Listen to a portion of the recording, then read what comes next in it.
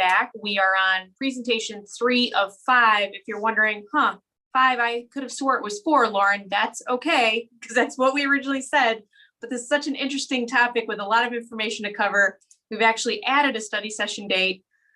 So we will also be providing a study session on the 19th of April. That is a new date, 19th of April, for reviewing tools and techniques related to economic incentives associated with housing. And then the strategic program, or kind of the policy framework discussion, will be on May 10th. We did scooch that a week. We had originally scheduled it for the first Monday in May.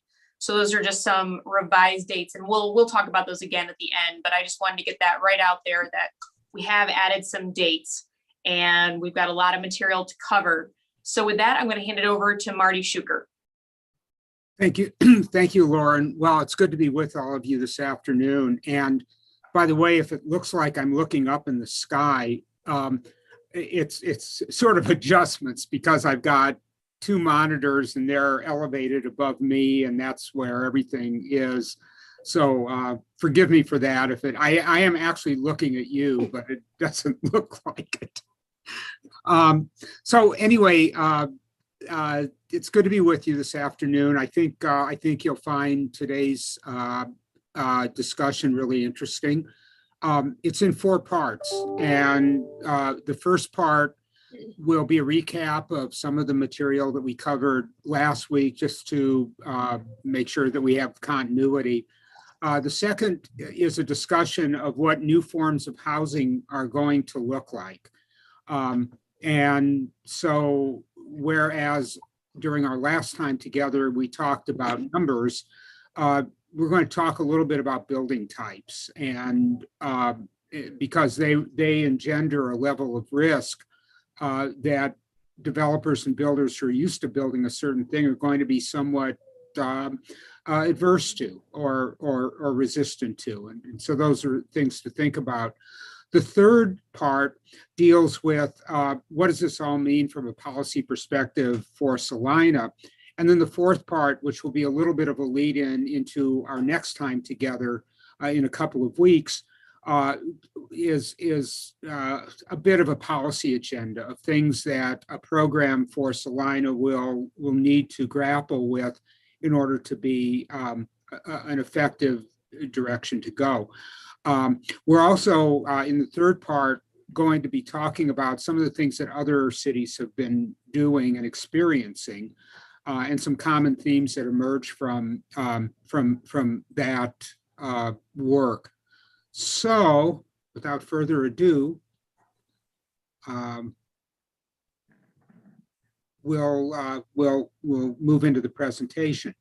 So the first part of what we'll be talking about is just reviewing the numbers and directions from our last meeting. So if we could have the next slide, and then the next slide beyond that, that would be good. So if you remember, our major assumptions have been that we will be experiencing in Salina as a planning tool a annual growth rate of about 1/3%, between 1/3 of 30.3% to 0.4%.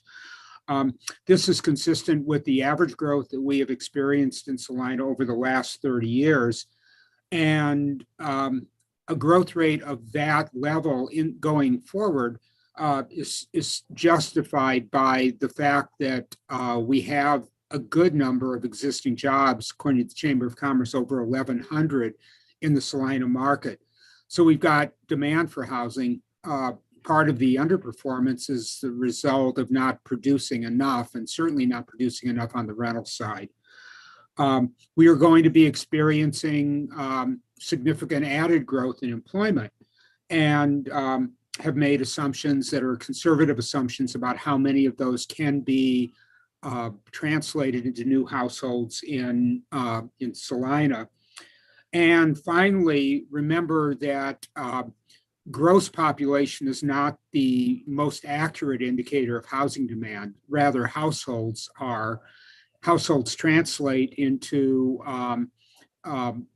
into actual housing units. So, for example, if we have an aging population, we can actually have a decline in population, but an increase in the number of households because the number of people per household is declining. And so that creates a housing unit demand, even though it looks like the population isn't growing that fast. So again, it's important to keep in mind that when we talk about demand, we're talking about households and not just about the overall number of people. So next slide, please. When we projected future demand for housing, we assumed a continuation of the current vacancy rate, which we don't think is nearly as high as the American Community Survey tells us it is, but ACS generally will overestimate vacancy in the survey. But effectively, we're just taking that out of the equation. If we wanted to increase the vacancy rate, we would be showing more housing units than we are. It's pretty hard to tell people, well, you should build more so that we can have more vacant units. That's not a real attractive thing to a builder. So we just kind of take that out of the equation. We assume that a certain amount of housing is going to leave the market through demolitions and conversion to other uses. And as you remember, we are inflating the rental demand a bit over the next 5 years because of the new jobs that will be created to a 50-50 split.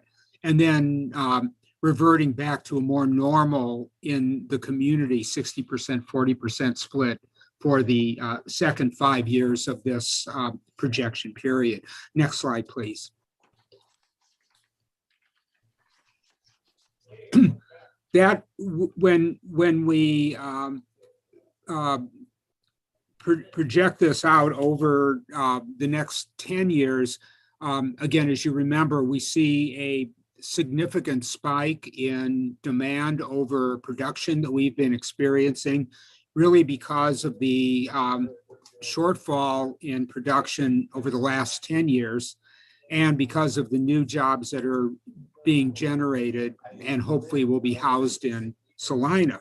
So we project from now until 2025 or within the next 5-year period, about 173 unit per year need. We may not achieve that, but that's what we believe is needed, evenly split between owners and renters. And then that will drop down in the subsequent 5 years because we really can't project future employment growth to a more kind of steady state, 94 units per year, with about 60% or 56 of those being owner occupied and about 38 or 40% being rental units. And if you remember, we distributed these over the income strata based on the current distribution of income in Salina, and assume that distribution will be relatively the same. Again, there'll be variations, but it will be relatively constant in terms of distribution and percentages in different income brackets. You can see that of the 713 ownership or owner-occupied units that we're projecting a need for over the next 10 years, the biggest plurality of those will be under $225,000. Again, not meaning that we can produce those, but that's where a significant amount of the need is going to be. But there's an additional 420 to 430 units in the upper ranges right now. We have found in Salina and other communities that generally housing production has been in upper cost ranges.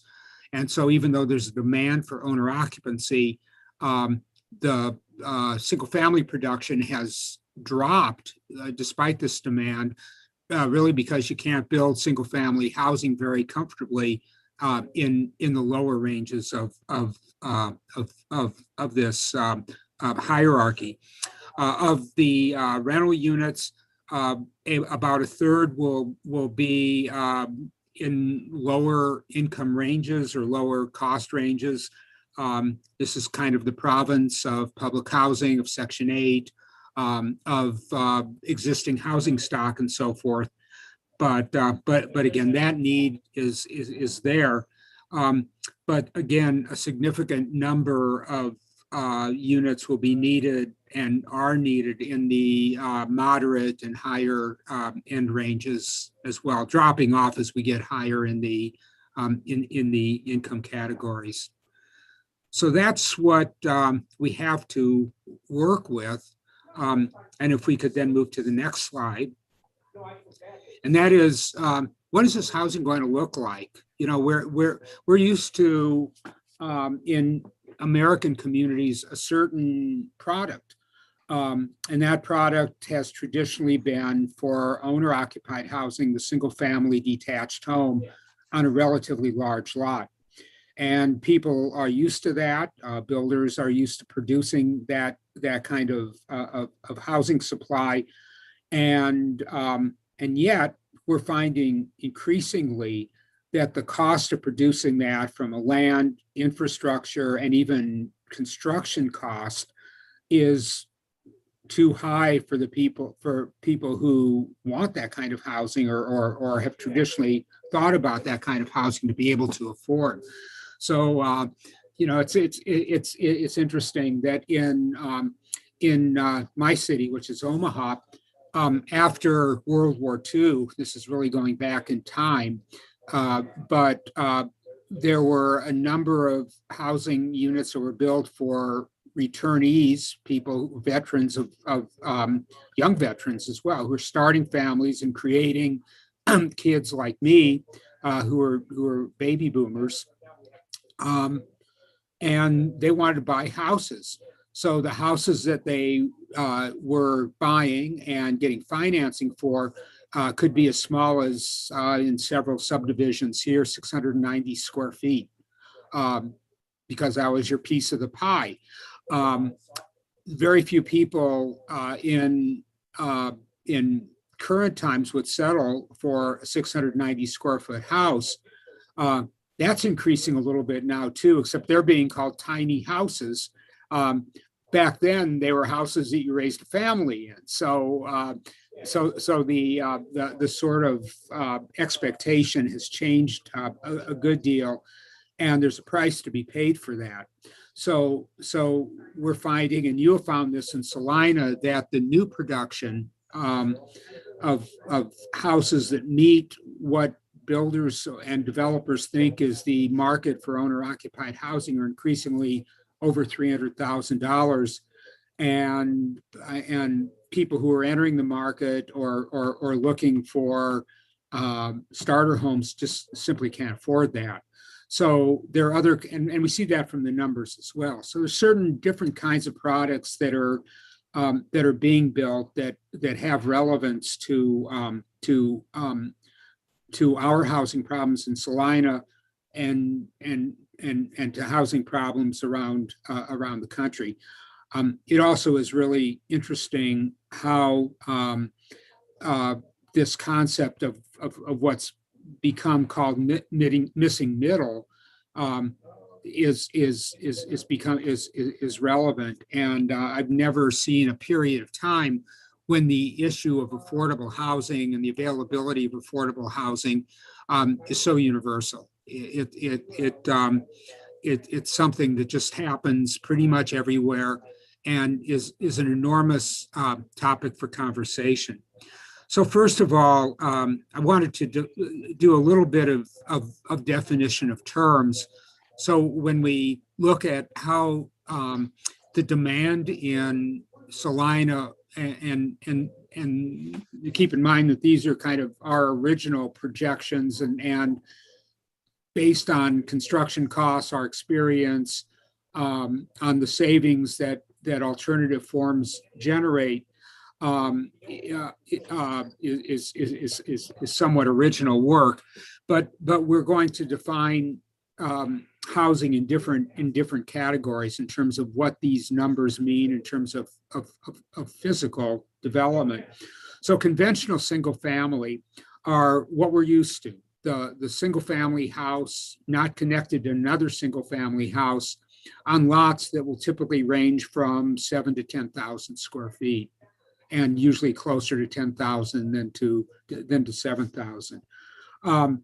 The next category up is what we would refer to as small lot single family.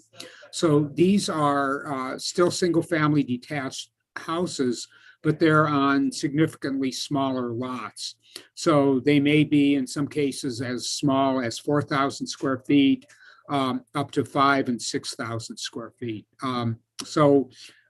Still detached, but on smaller lots, basically achieving some savings by efficiency of infrastructure, a lower per unit land and capital improvement costs that when you factor those into the cost of financing can get to be pretty significant. And you see a couple of examples of this kind of housing form. So those would be along the top row, the second and third photographs in. The second one is a new small project along Florida Drive in Fayetteville, Arkansas. A college town. The one in the middle is a project that we did in the 1980s in Omaha called Townview Terrace. It's on the edge of downtown, all of which are small lot, single family detached units. Then we move into what I call single family detached, but what could also be called, I guess, by some duplexes. They look like single family houses, but they have common walls. And they can be either rental units or owner occupied units or some combination of the two. So an interesting way of delivering housing is single family attached with an owner owning the building, but living in one side of the attached unit and renting out the other one to help pay the mortgage, which is not a bad way to do it. We then move into low density townhomes. So these also have a single family character, but yards, a little bit lower density, generally in like an 8 to 12 unit per acre range. Higher density townhomes, which are much more urban. And then finally, multifamily, which can be either the apartments that we're used to or some new and interesting multifamily forms that I'll talk to you about a little bit later. And by the way, if I can get rolling here, so if any of you have questions as we go through the presentation or the discussion, please feel free to ask or comment. Don't we're seeking solutions together here. So it's okay. So the next slide is this. This is where we're getting original. So we have taken the various price points of housing that we project are needed in Salina over the next 10 years, and then broken those down into the categories of building, referring back to what we just discussed, that will account for the splits in providing that kind of housing. So we are saying, for example, that if you look across the top row, that when we're in the under $225,000 range, it is going to be pretty much impossible to be able to serve that market with conventional single family development. It just can't be done unless there's some significant things that change. So our best guess, and keep in mind that is that 40% of that market can be met by small lot single family that achieves a certain economy of scale and economy of infrastructure and public services because of it, and land because of its density, then another 40% will require some form of attached housing, either single family attached or low density townhomes. And another 20% will be in something like a condominium or a higher density townhome setting. Very few very few people, interestingly enough, in this kind of lower demand range, are going to be tolerant of condominiums. They will not necessarily see the value of that unit increasing to the degree and to compensate for the amount of their net worth that they're investing in housing. So these are mostly townhouses, and you can see that we discount the amount of higher density development that can actually meet the demand of this more moderate cost housing. So then we move up the scale to the degree that when we get above $400,000, most buyers are going to expect that to be in conventional single family, but not everyone. A certain number will be small lot single family, largely seniors or older, let's be more polite, let's say older adults. We seniors are sort of sensitive to that sometimes, and in other kinds of housing settings. So, but we adjust that for market. So if we were doing this kind of an analysis in, say, Los Angeles or San Francisco, the numbers would be very different from that, because single family conventional housing just isn't produced in many of those places. Same thing with rentals, but it's a little bit different in that lower cost rentals, that is under $1,000, are generally going to be found in higher density settings, and then the higher cost rentals are going to be in lower density settings. So it's a little bit different. It's a little bit different distribution. So there's a certain method here behind the madness in terms of how people behave and what types of demands for various forms of housing we've observed over time. And then typically in something like a comprehensive plan setting, we'll take this and use these not only to project housing demand, but also to get some idea of how much land is needed to accommodate housing needs. Here we're mostly worried about production and products. So if we go to the next slide, you'll see what this means in terms of overall housing needs. When we distribute our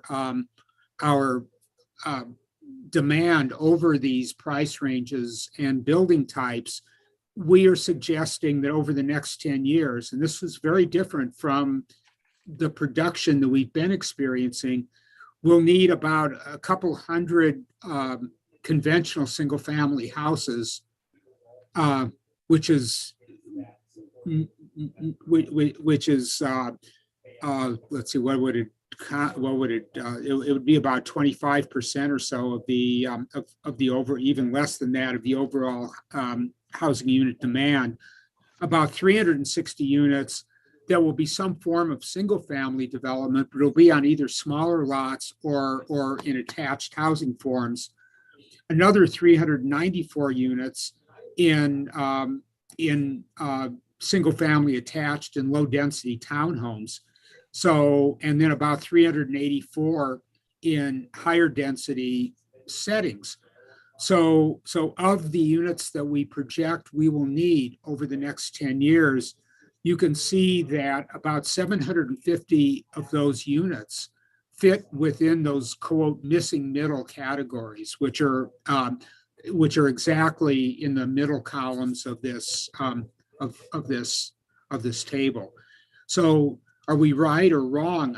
I don't know, because we're plowing new ground and seeing transitions in the kinds of demands that that number one, people can afford to have, and to some degree that people want. But these are products that we're really not producing. It's where the majority of our housing need, we think, is going to be in order to meet the both preferences and financial capabilities of our markets. So there's a mouthful there, and I think it's probably not a bad idea to stop for questions if there are any.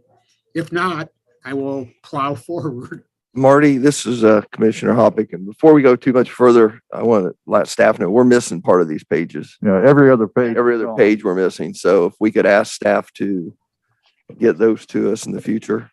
So I'm glad, thank you for mentioning that, because I was wondering if it was just me and No. flipping through. Thank you. And Thanks for so, mentioning that. yeah, some of those pages are significant to definitely. review. Yeah. And this may be a question for staff or for Marty, but as we talk about the size of properties, and you mentioned small homes, which I'm not sure I'm 100% for those, but there is some validity in some of that. And also when we look at small lot development, Lauren, we would need to have some variances to our codes to make that happen. Would that be correct? In some situations, not all. I mean, we have some older lots in town that are smaller.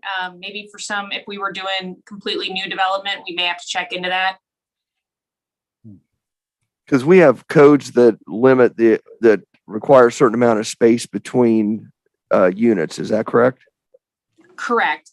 Okay. I mean, there are times that we can do a development like a PDD if we're going to do a large new subdivision, and we could address setbacks for certain product types in there possibly. But if we wanted to do a code amendment, that's also another option. Okay. One is on a case by case basis. One would be an alternate for a much broader number of cases. Okay. I just wanted to, as we move forward, we look at some different products. I think we may have some codes that we're going to have to address at the same time. So. I'd like to chime in on that on a couple of things. I think as we address this issue, we do have to be open towards changing our codes to where we're able to build the kinds of structures that are affordable. And I just think, our zoning codes probably are still based on 1950s planning a planning procedure, and I'm not sure we ought to not revisit that in general and try to make things a little friendlier for developing some of these alternatives. The other thing I would comment is, if you talk about a conventional lot of 7,000 to 10,000 square feet, I don't think we've had a 10,000 square foot lot subdivided in Salina in the last 20 years. They're almost uniformly larger than that, at least not single family. So that's a pretty far reach compared to the way we have been doing business. And I'm just saying that's a game changer if we're going to be talking about that. Mm-hmm. I think And I do have a question. I'm not sure if it's for Marty or if it's for staff, but do we have any sense when the census numbers are going to be available to us? Because I know that Marty expressed some concern about relying on the American Communities Survey data for, I think it was for vacancy rates, but I didn't know if there was any sense of when those numbers are all going to be finalized, so that we know what. The first numbers that come out are basically total population, because that's what's used for congressional apportionment. And then the other tables, the other information kind of dribbles out. So by 2022, we'll have full information, as full as we're going to get. Later in the year, we'll have population and maybe a few other variables. But but again, the census's primary utilitarian function, as opposed to people who do research, is overall population, because that has political implications. Gotcha. And then I don't know if any of the other commissioners saw this, but there was an article in the paper, I think it was last week, that indicated that our population is significantly older proportionately. We have a higher percentage of seniors. And would this still align with the recommendations that you've given us in terms of different kinds of housing products? Totally. Okay. And the problem that we face, and we'll get to this when we talk about the problems, is that when we're building primarily single family detached and primarily large lot, we're not building what a younger household needs. So they're not coming here. So keep in mind that these numbers are potentials, but they're not prophecies.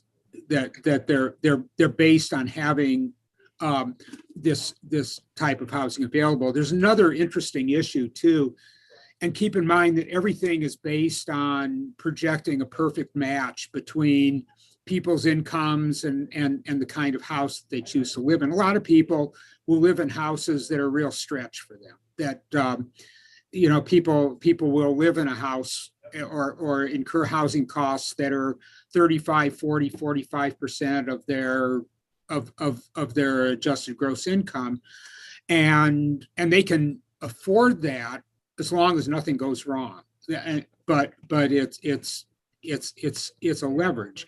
The mortgage crisis of 2008 was caused by the willingness of mortgage lenders and the entire mortgage market to leverage people too heavily. That is to, sell them and make mortgages they really couldn't afford. So when things blew up, they blew up really badly.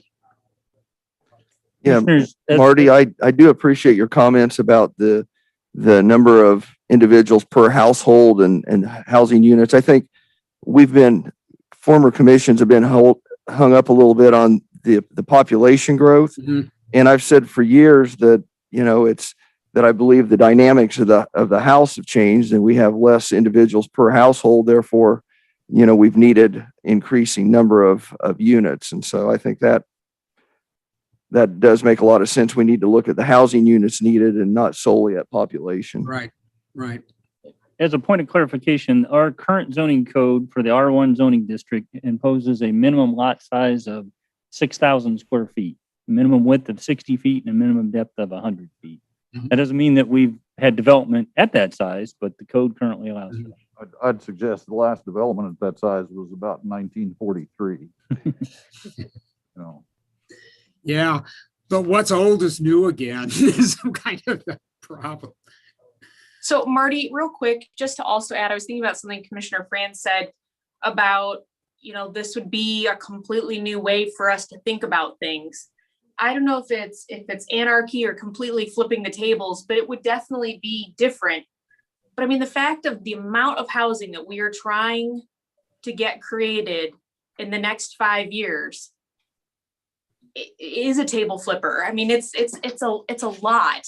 And I mean, if I summarize 2018 through 2020, single family attached duplexes and new building permits under commercial. And that's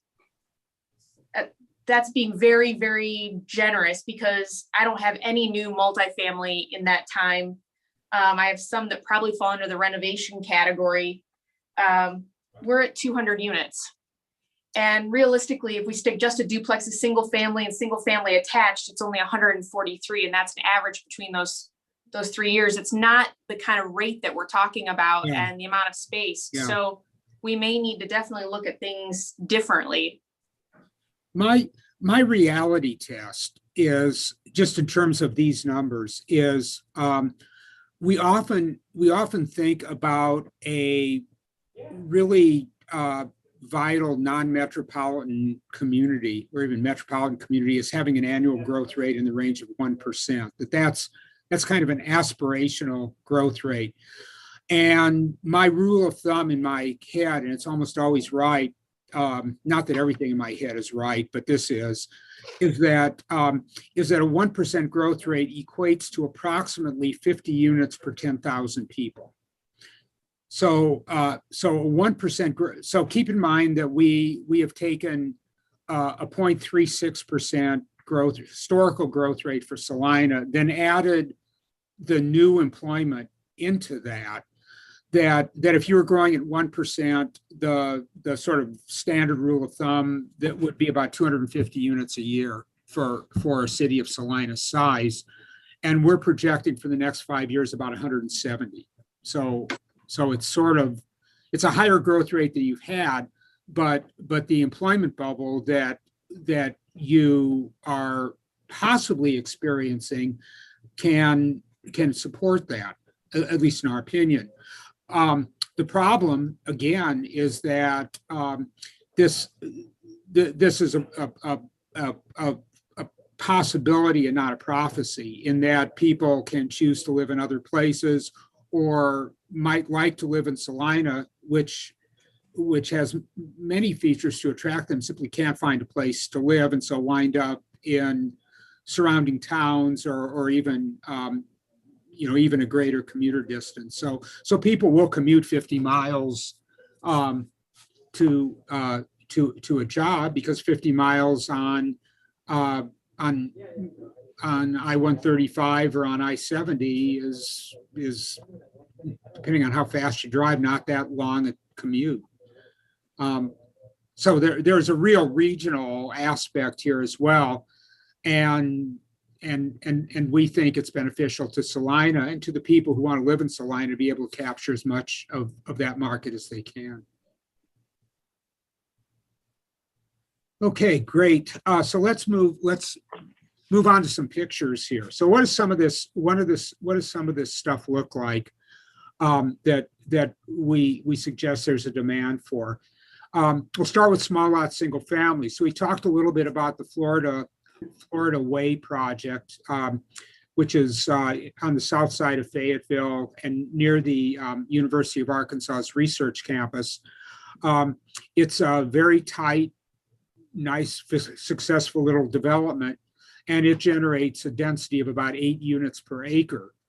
So what that means is that these houses are built on about 4,500 square foot lots, something on that order, and they have rear loaded garages. So the garage is incorporated into the body of the house, and they're accessed from behind. Towns at Little Italy, which you'll see in a couple of places, is a single family attached development, but owner occupied. And it generates about 16 units per acre. So it's very high density housing, as high as an apartment project, but it looks like it's single family units. The development below, which is in Bloomington, Indiana, and I don't know the name of it. I've seen it and photographed it, but that is about 5 units per acre, which means here we're talking about, you factor in a certain amount of area for streets and sidewalks and so forth. So these are about 7,000 square foot lots. Townview Terrace in Omaha are about 5,000 square foot lots, but it has a lot of open space, pretty big yards, and a street on a hillside. So its gross density, as if you drew a rectangle around it and counted the number of units in it, is about 5 units per acre. Generally, when we think about small lot single family, we're thinking about areas that achieve a gross density that is, if you include streets and so forth, of about 5 units per acre. It's kind of in that range. Conventional single family development in our kind of average experience is something on the order of 2.3 to 2.5 units per acre. So it's about twice that. It's about twice that density. This project along the major Central City Trail in Bloomington, Indiana, is really interesting development. So these actually face a trail that faces a street, And these are in the range of about 8 units per acre. So they all are single family detached or semi-detached, but all achieve pretty high densities. And although some of them are pretty expensive, that's usually a function more of interior finishes than size or per unit cost of infrastructure. So let's go to the next level. So this is the Towns of Little Italy project that I was describing to you. That's a single family looking project with attached to the garages. So those are garages between the separated units. These are typically about 1,500 square feet. But you can see that the site plan is very dense. So they've got an alley between the units, and on what is effectively a block, city block depth. It's got a central alley and then another bisected alley, so the lots are very shallow. But it's a lovely project, and it's been an enormous success. And it's a model that could be replicated in many smaller cities and even in rural areas. Interesting. It's an interesting project. And a funny thing is that the alleys are sort of more interesting than the front yards are. People have gardens and they sort of have over the back fence socialization like we used to have in growing up in the 1950s. Okay, next slide. This was a place that we just did a housing study for, and it's a suburb of Dubuque called Asbury, Iowa. And Asbury is adjacent to Dubuque. It's effectively, although it's a separate municipality, it's basically a metropolitan area neighborhood. And the most popular product in Asbury, which is a place that again up until now had been building primarily upper cost housing, and wondering why their housing production had dropped from about 80 units pre-2010 to about 30 units now. Again, the reason or the explanation that we think is happening is that they're only building for the higher end slice of the market. But the most popular product has been this. So these are duplexes or single family attached units where a buyer is buying the unit for say $500,000 and then renting out half of it, living in half, renting out half to essentially pay the mortgage on it. And so these are less dense than even the small lot single family development because of their pretty suburban scale. But it's an interesting concept. Actually, interestingly enough, McPherson has been building some of these as well with manufactured units, and you might have seen these. So another approach to attached housing is this sort of combination of owner-occupied and renter-occupied units. But in a lot of cases, these require some relaxation of zoning codes, and that's something to consider. And you'll see that a number of communities that we'll be talking about have been looking or changing these their zoning regulations. So it's very appropriate that subject just came up in our last segment. Next slide. Townhomes. So now we're looking at true attached units. And a couple of examples that I've pulled out of my hat here. We've got tons of them. The project on the upper side is a semi brownfield project that we master planned in Des Moines, Iowa, near downtown, called Gray Station. And this is a really cool project. It's under construction. These are all, of course, renderings of buildings that are underway but are not totally done. And as a gross project, this project, which includes townhouses like the ones on the left, which are lower density townhouses, higher density townhouses, and some multifamily, all developed along a greenway system, achieve something on the order of 20 units per acre. So they're really denser than anything we're talking about for Salina, but examples of what this kind of housing would look like. The Huron Avenue example has some personal interest because it's where my daughter lives in Los Angeles. And these are very interesting because they are transverse townhouses. So it's a little project of 3 buildings with 5 units in each building, and subgrade parking, half level below grade. One of the fortuitous things I think was totally unintended is that this area where the parking is has garages that are individual to each unit, but about a 30-foot common area that's 150 feet long.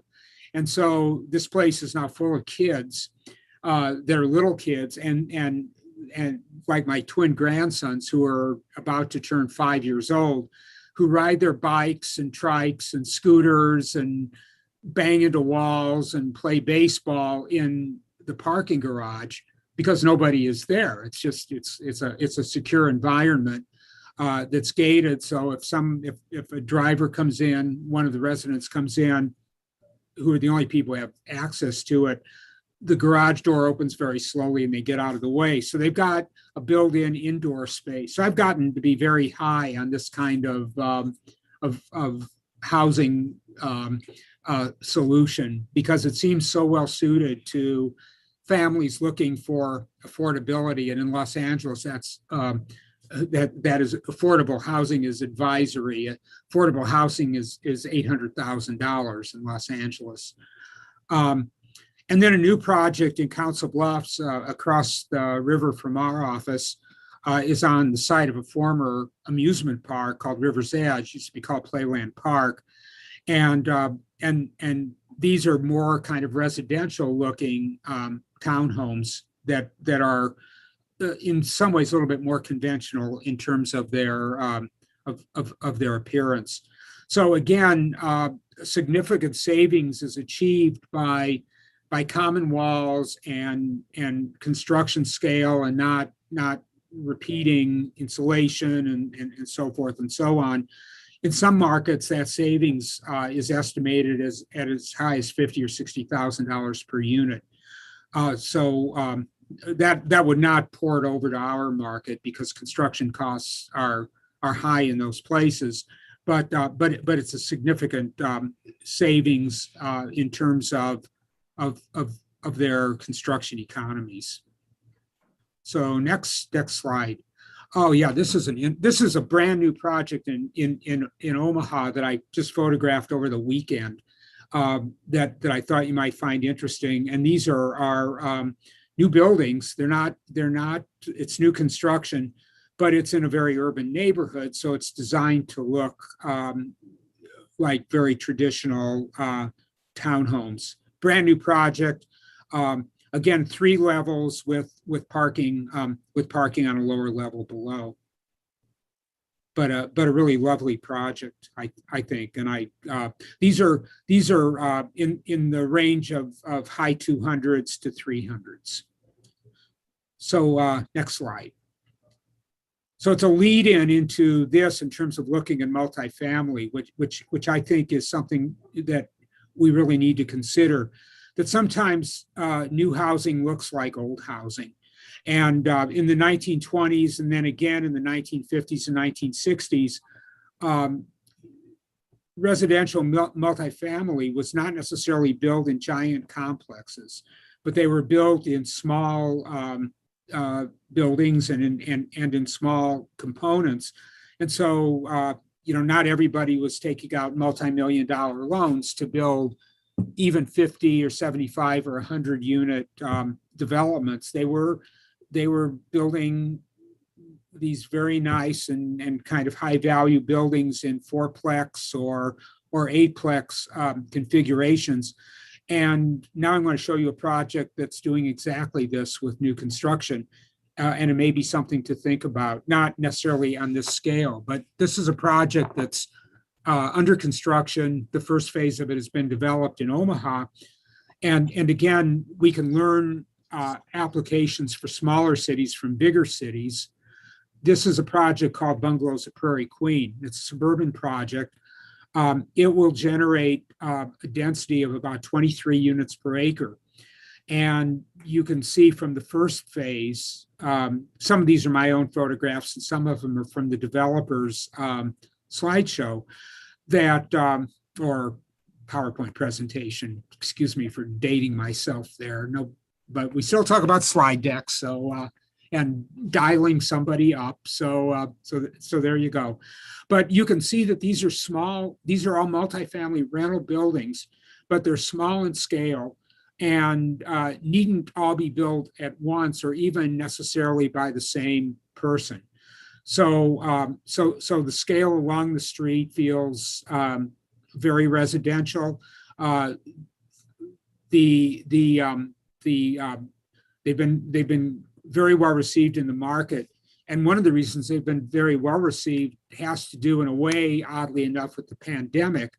And that is because this particular project advertises not having any hallways. It's all based on entryways, as these older houses also, or older multifamily buildings also were developed. So very interesting, unusual project, but in a way, it's sort of a back to the future kind of development. You can see it's also developed along a really nice lake that's a flood control reservoir. So next slide.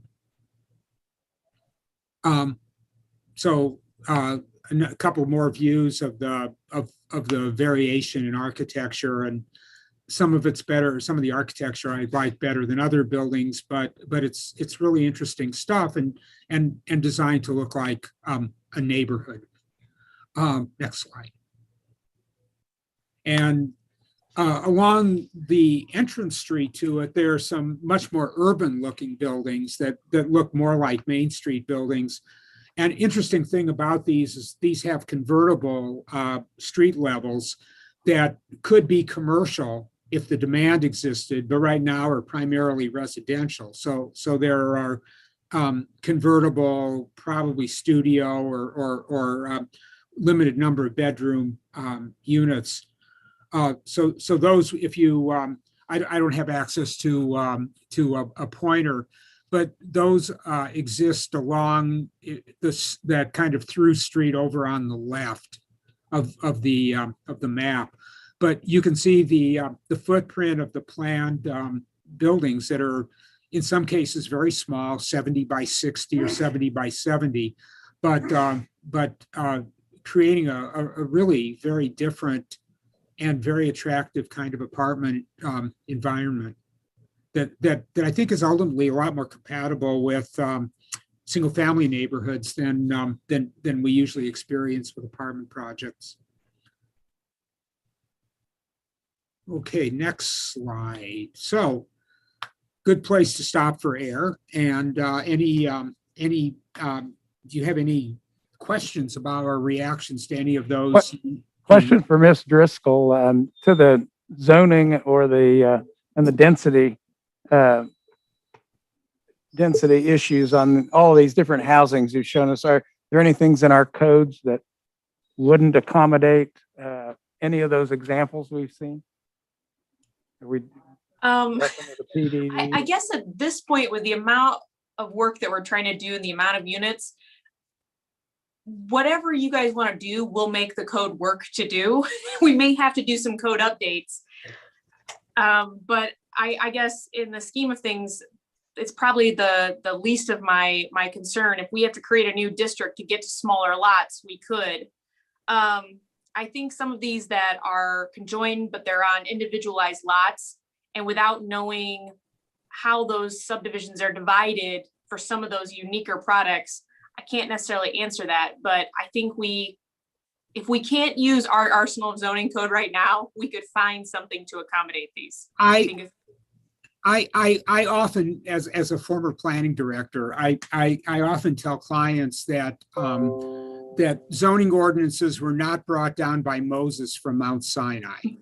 That they were there's and I guess that's appropriate to the season too, but they're not they can be altered and changed to, and as you'll see in a minute, a lot of communities are doing just that, to try to change ordinances to correspond to what's actually needed in the market. And there's really a bit of a revolution going on in terms of different forms of zoning and even some cities that are going so far as to eliminate single use, single family residential districts, which is interesting. I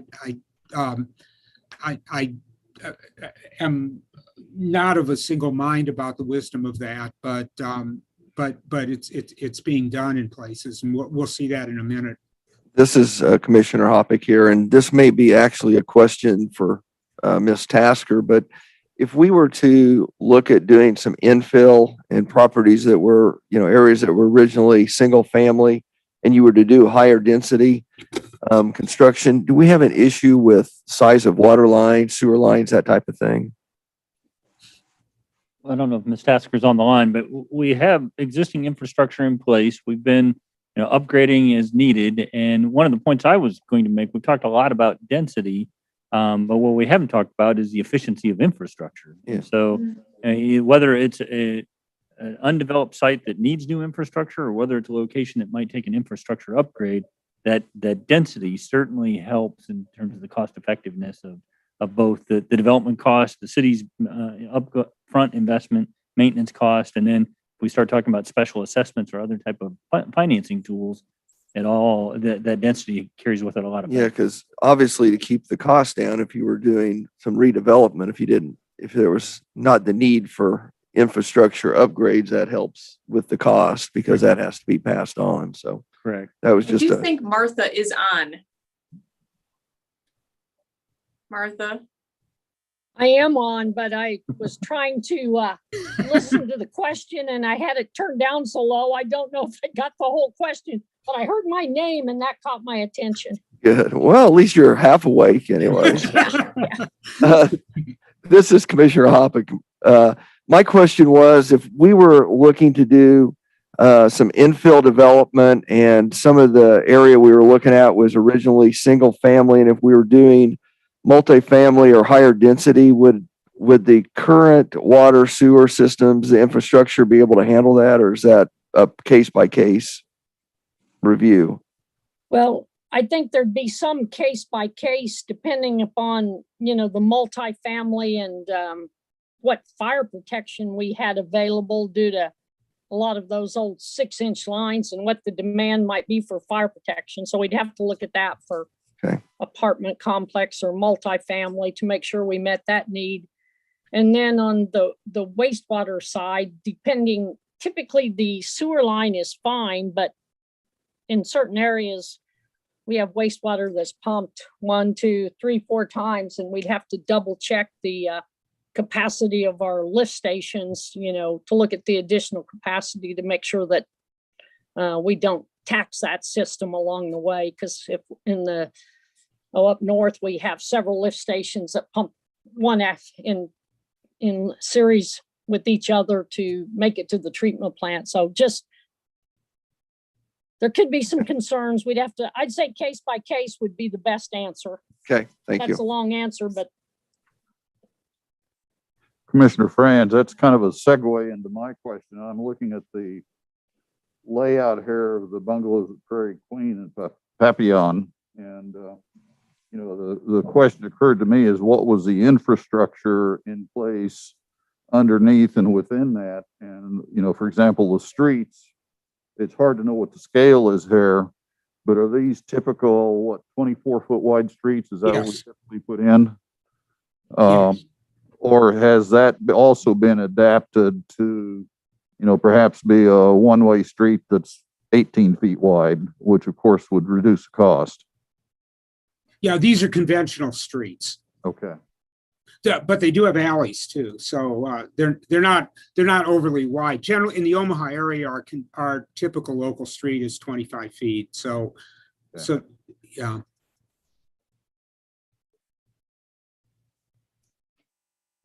And, oh, and by the way, this is another one of those places that pronounces their name wrong. That so you pronounced it properly as it would be pronounced in France, but they pronounce it papillion as in pavilion. So Yeah, it's Nebraska. yeah, it's true.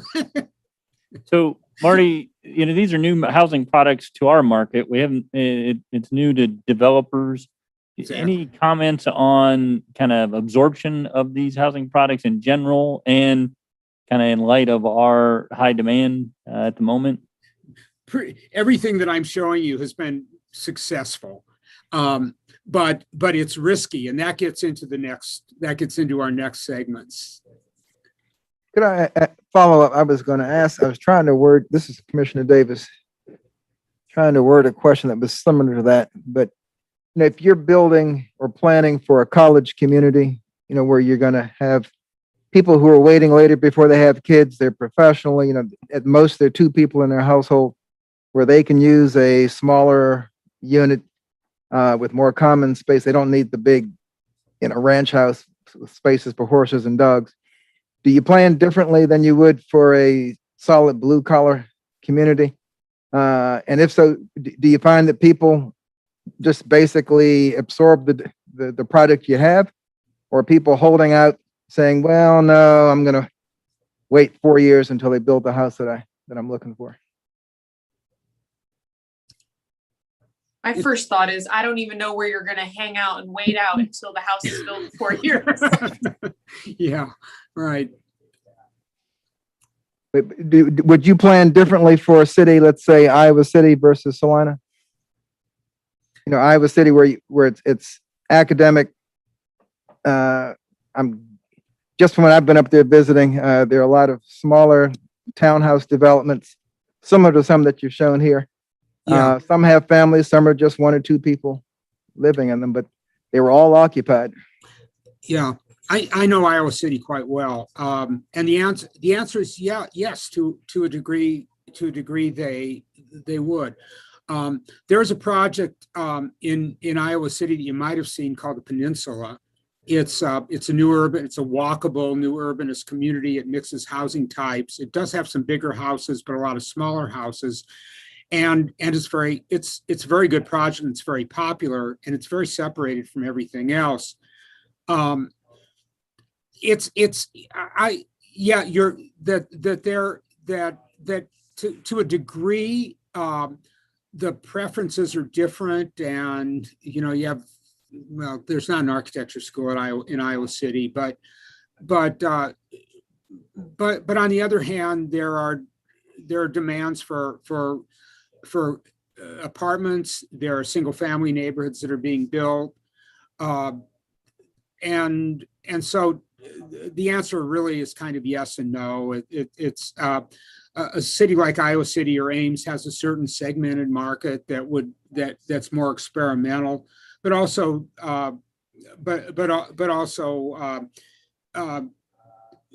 housing that's built for what we would consider a more conventional market.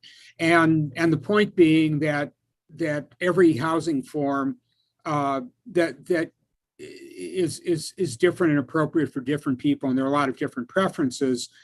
And a successful housing market is building across a range of preferences, and not just for one. Shall we say, if we were using biological terms, monoculture, building the same thing over and over again. Right, because I've often heard that there's no market for certain types of housing here, and my response is, of course, there's no market for it because nobody's built it. How do you? I mean, you can't have a market for something that doesn't exist. Yeah. And so my question is, will people absorb what the market produces? Maybe we got the cart in front of the horse here. And that's where the risk is. That's absolutely great point. And that gets into our next segment a little bit. or our next two segments. So part three is what are some other, I know you're a little tight, you'll get a little bit tight on time, and I could easily blow through until 5 o'clock. You don't want to do that. But part three, what are other places doing? So I've got a sample of places to show you that again are sometimes bigger places, maybe in a couple of, but still useful to learn from. Grand Rapids, Michigan is a place that Lauren knows very well. And being from that area and having gone to school in the city, and they're doing some interesting stuff. Grand Rapids had through up until a few years ago, a pretty conventional community development program that was primarily CDBG funded and a rather productive one. And then since about 2018 have converted into and this is partially the result of a declining community development block grant entitlement and the instability of those funds, developed a more locally funded affordable housing fund. So this is a fund capitalized by a variety of sources that's used for financing for nonprofits and for the housing authority and for specific kinds of development. The fund is capitalized by, as you can see on the slide, city appropriations that are related to tax growth. So it's sort of a little bit of a tax increment tinge to it, that our property values are increasing naturally. So we will take a certain amount of that growth and invest it back into housing. Not a bad idea, and a pretty interesting way of rationalizing that. It's a 501c3, so it gets private contributions. It gets occasionally general operating fund allocation, and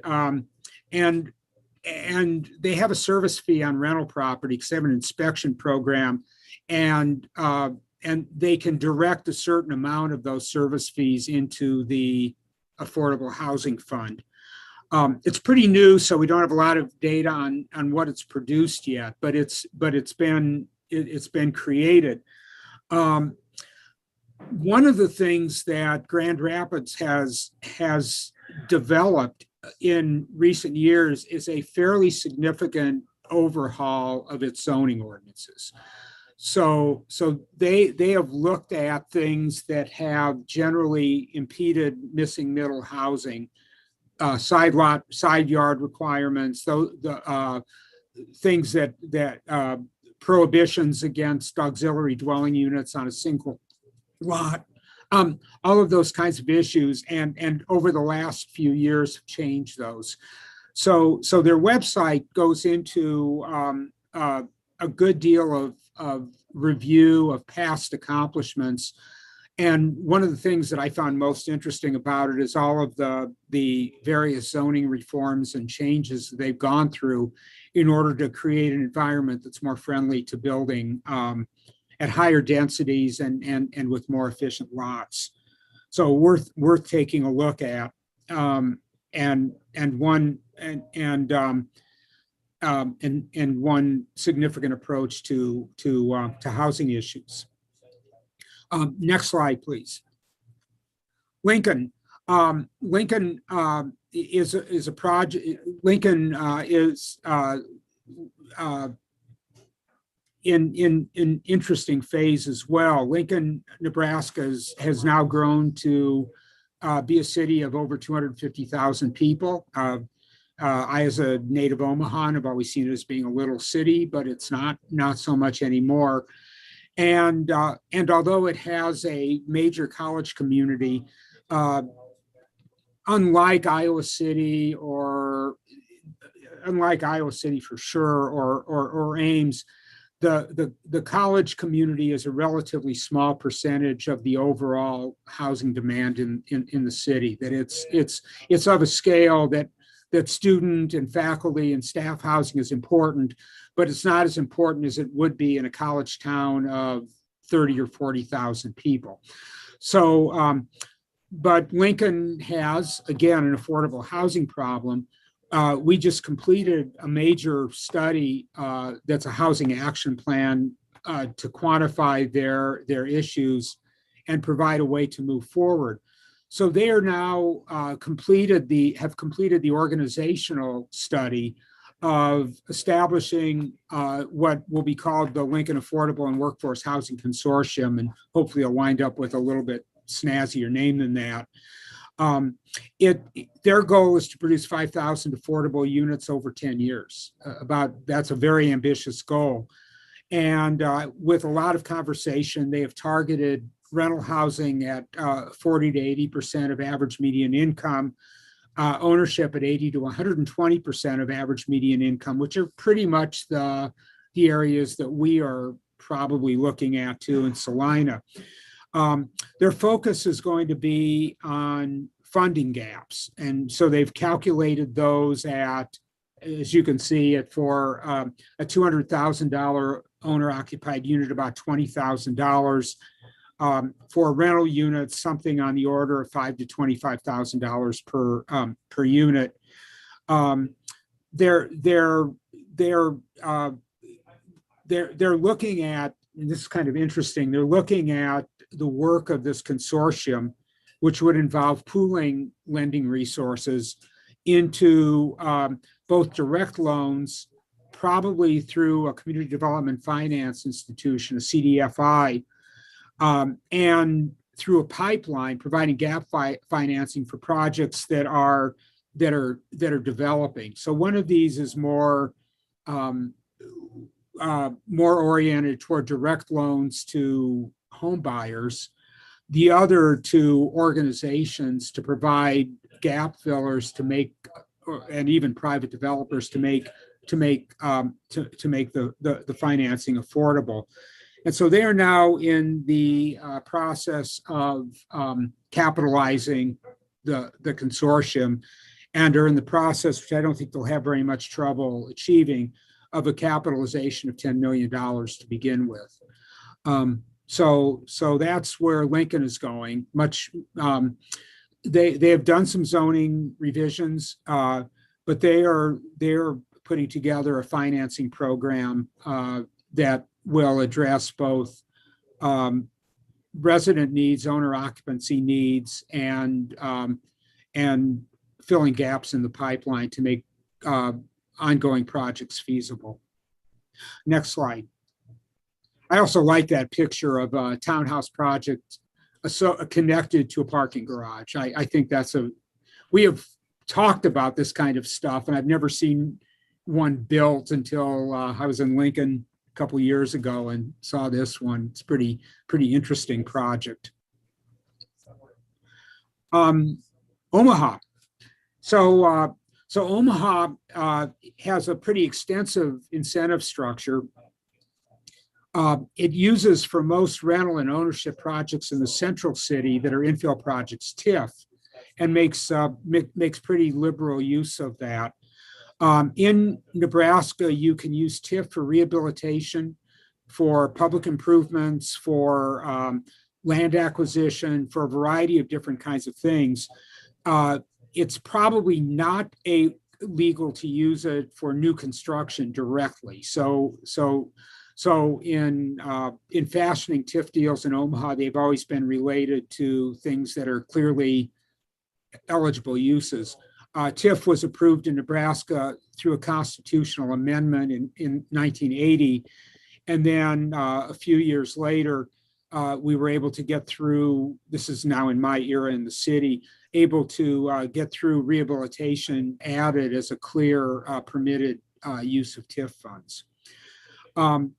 In redevelopment areas, Omaha makes extensive use of blended mortgages. So it uses home and CDBG and any other kind of thing that can be scrapped together that will subsidize mortgages. So in a lot of cases, these will be a first mortgage that is privately initiated, and then a subordinated second mortgage to reduce the debt service on the house. And here we've made pretty extensive use of that tool and tailored to the needs of an individual household.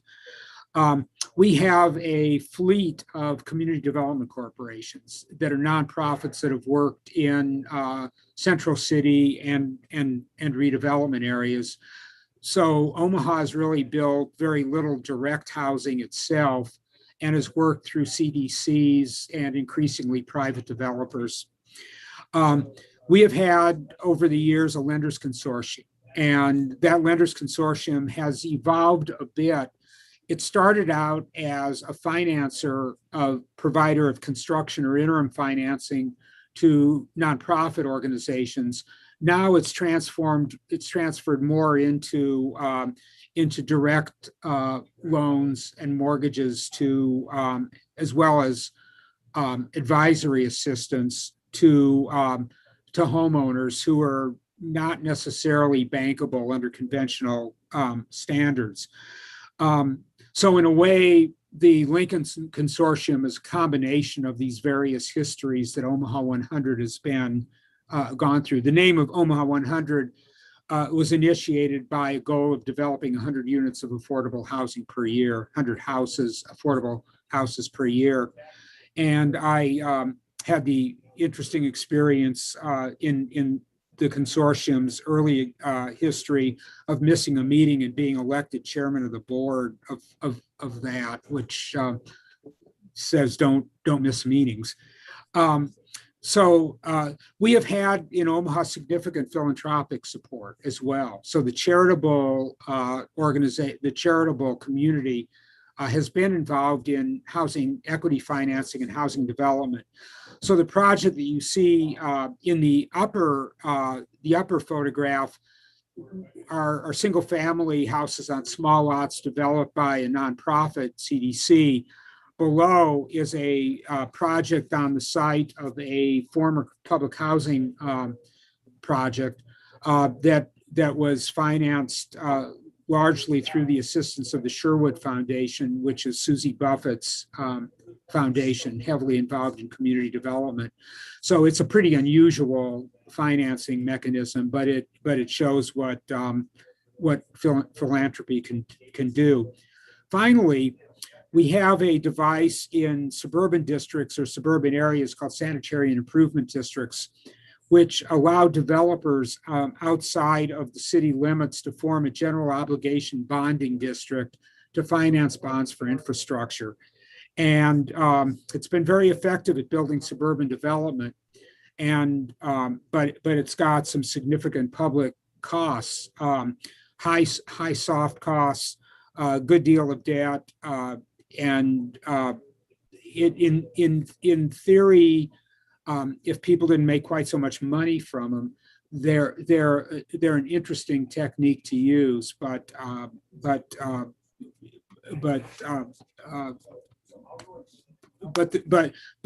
could be something to think about as a way of financing infrastructure in development areas.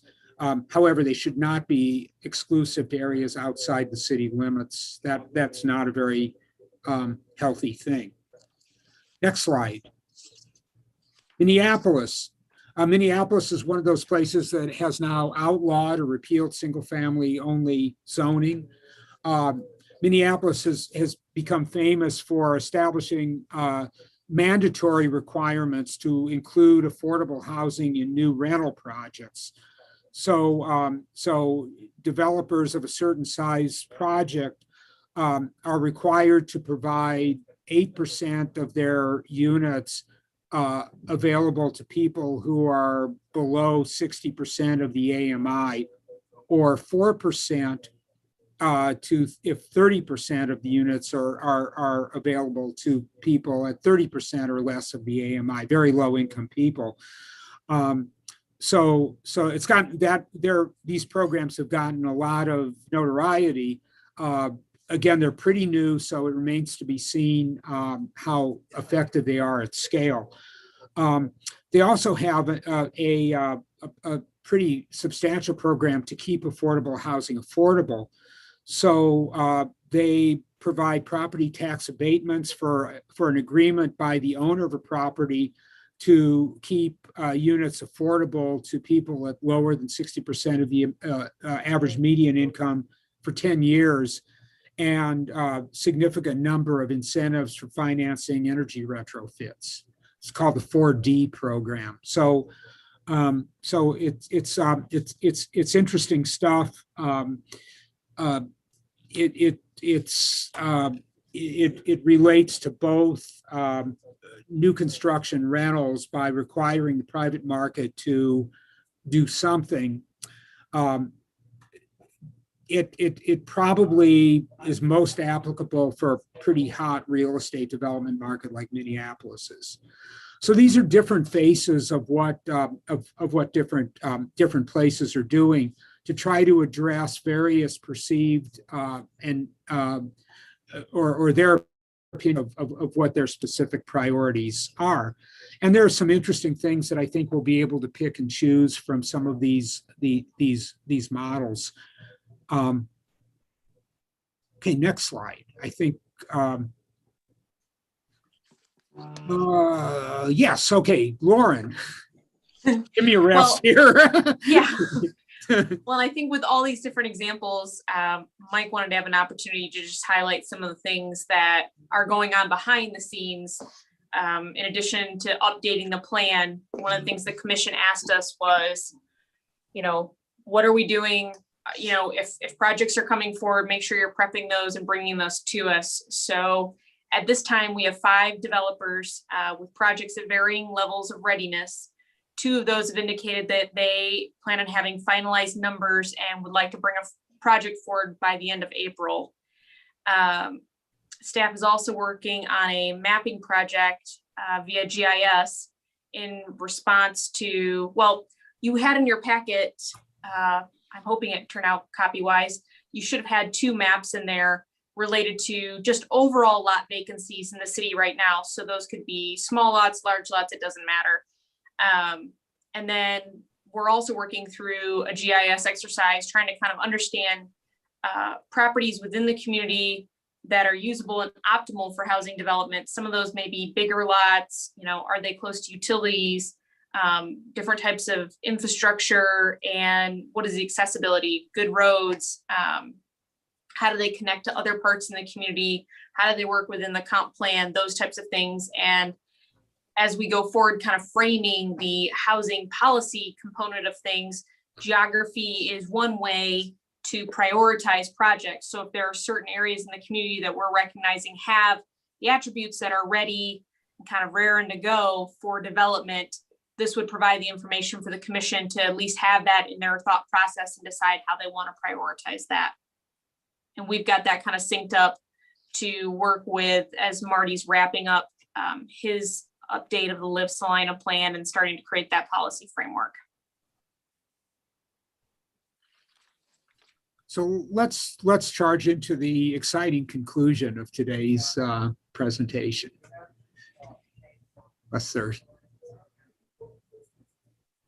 So implications and directions as we now begin to think about the future. So if we could have the next slide. So there's some general themes here that we are observing, and I'm going to, as probably some of you know, we're also doing a statewide housing assessment for the state of Kansas. So we've been talking with, it's at the very beginning of the process, but there's some things that are already beginning to pop up, and we do a good deal of housing planning throughout the state as well.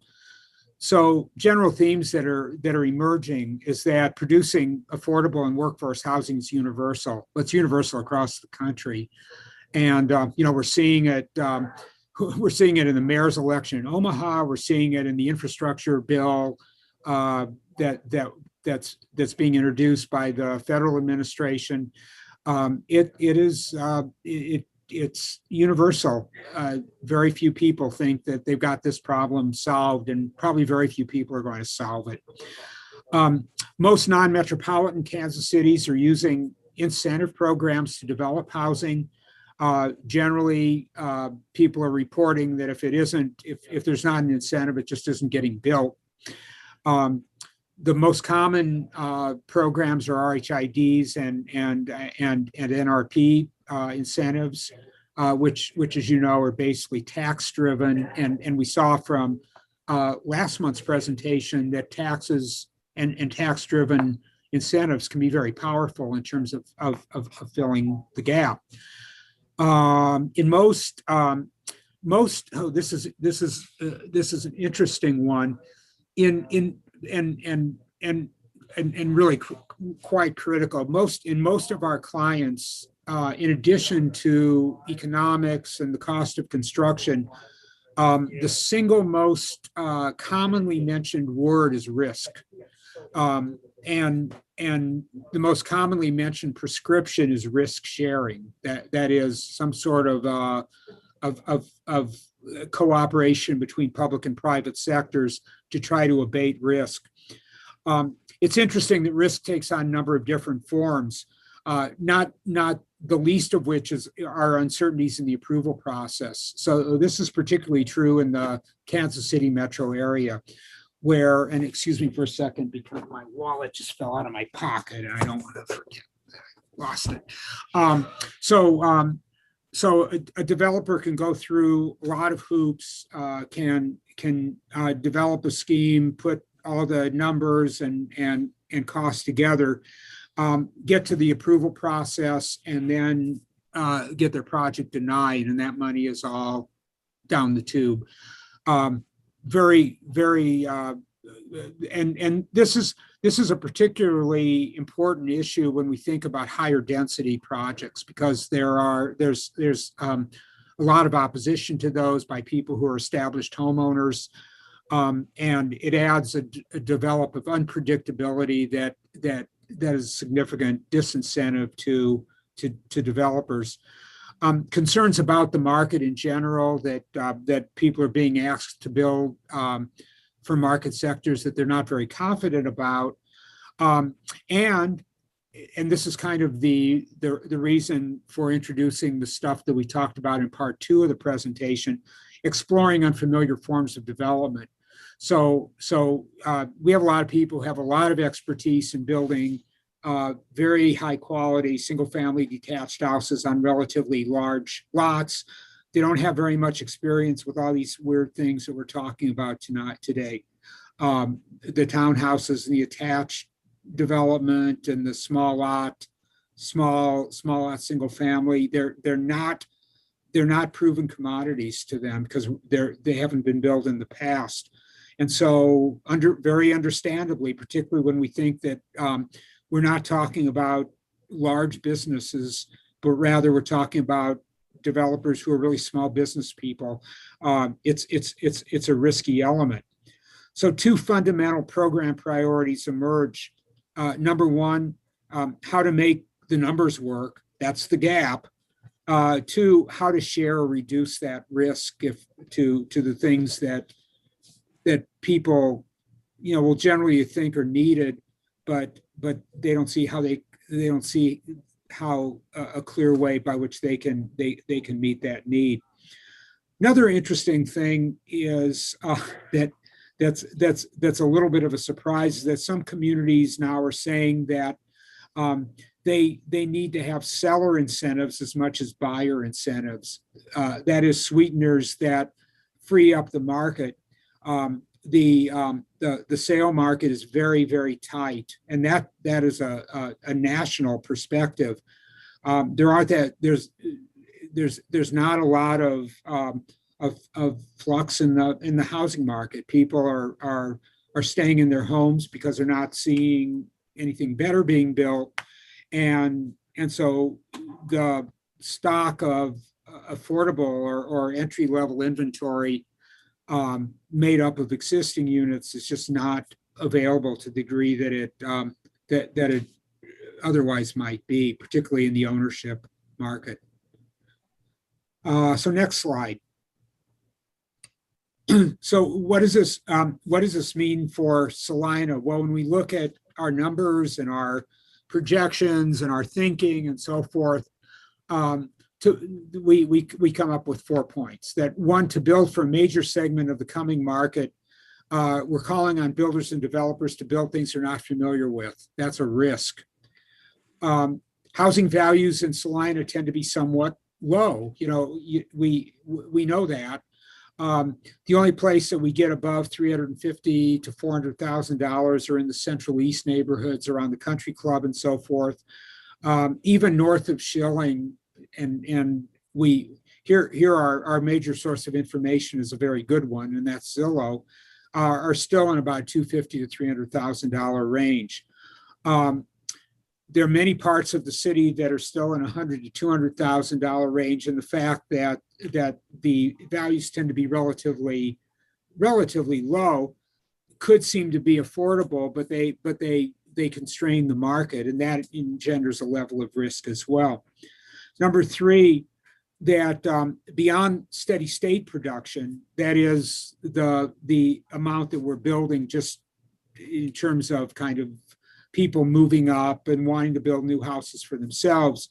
The 2 factors that are most at work to increase housing need are pent-up demand, that people are kind of taking it on faith that it's pent up, and the prospect of major employment growth.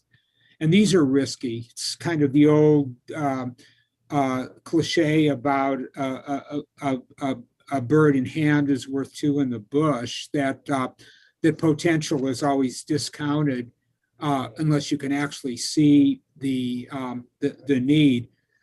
And finally, it's a lot easier for a market to react to employment growth than it is to build it in advance. You talk about having units available for new employees to move into, but who's paying for the holding costs on those until those new employees move in, and that entails risk as well.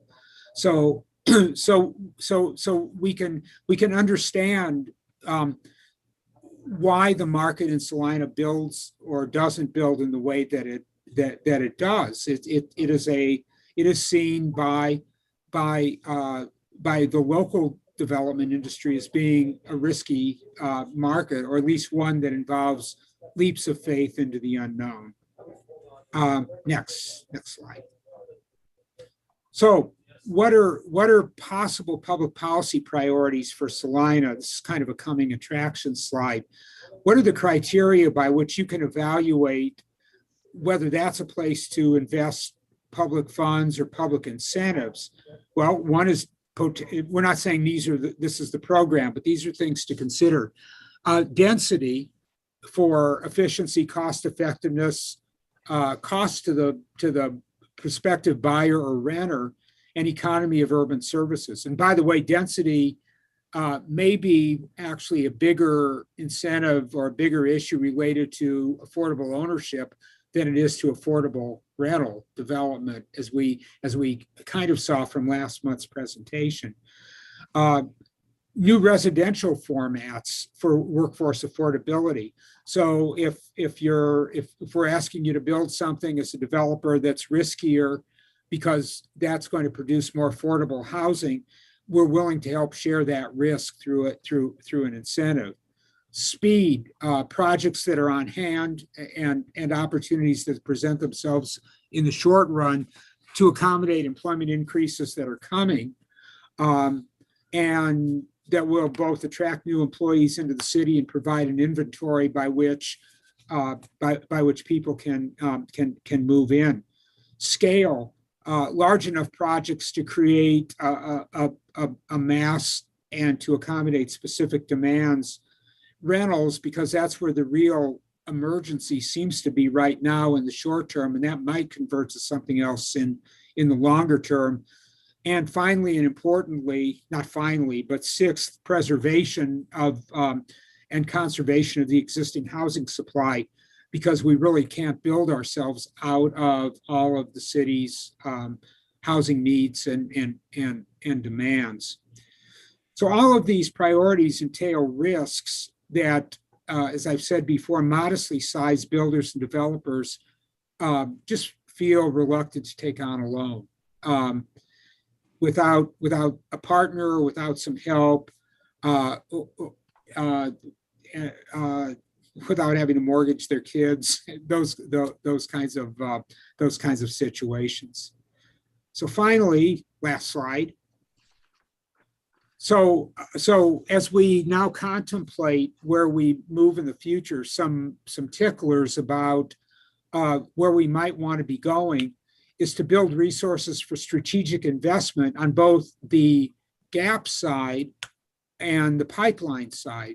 The gap side being filling gaps in terms of owner occupancy that make the difference between bankability and affordability and not, and the pipeline helping encourage the kinds of housing that we believe are going to be needed.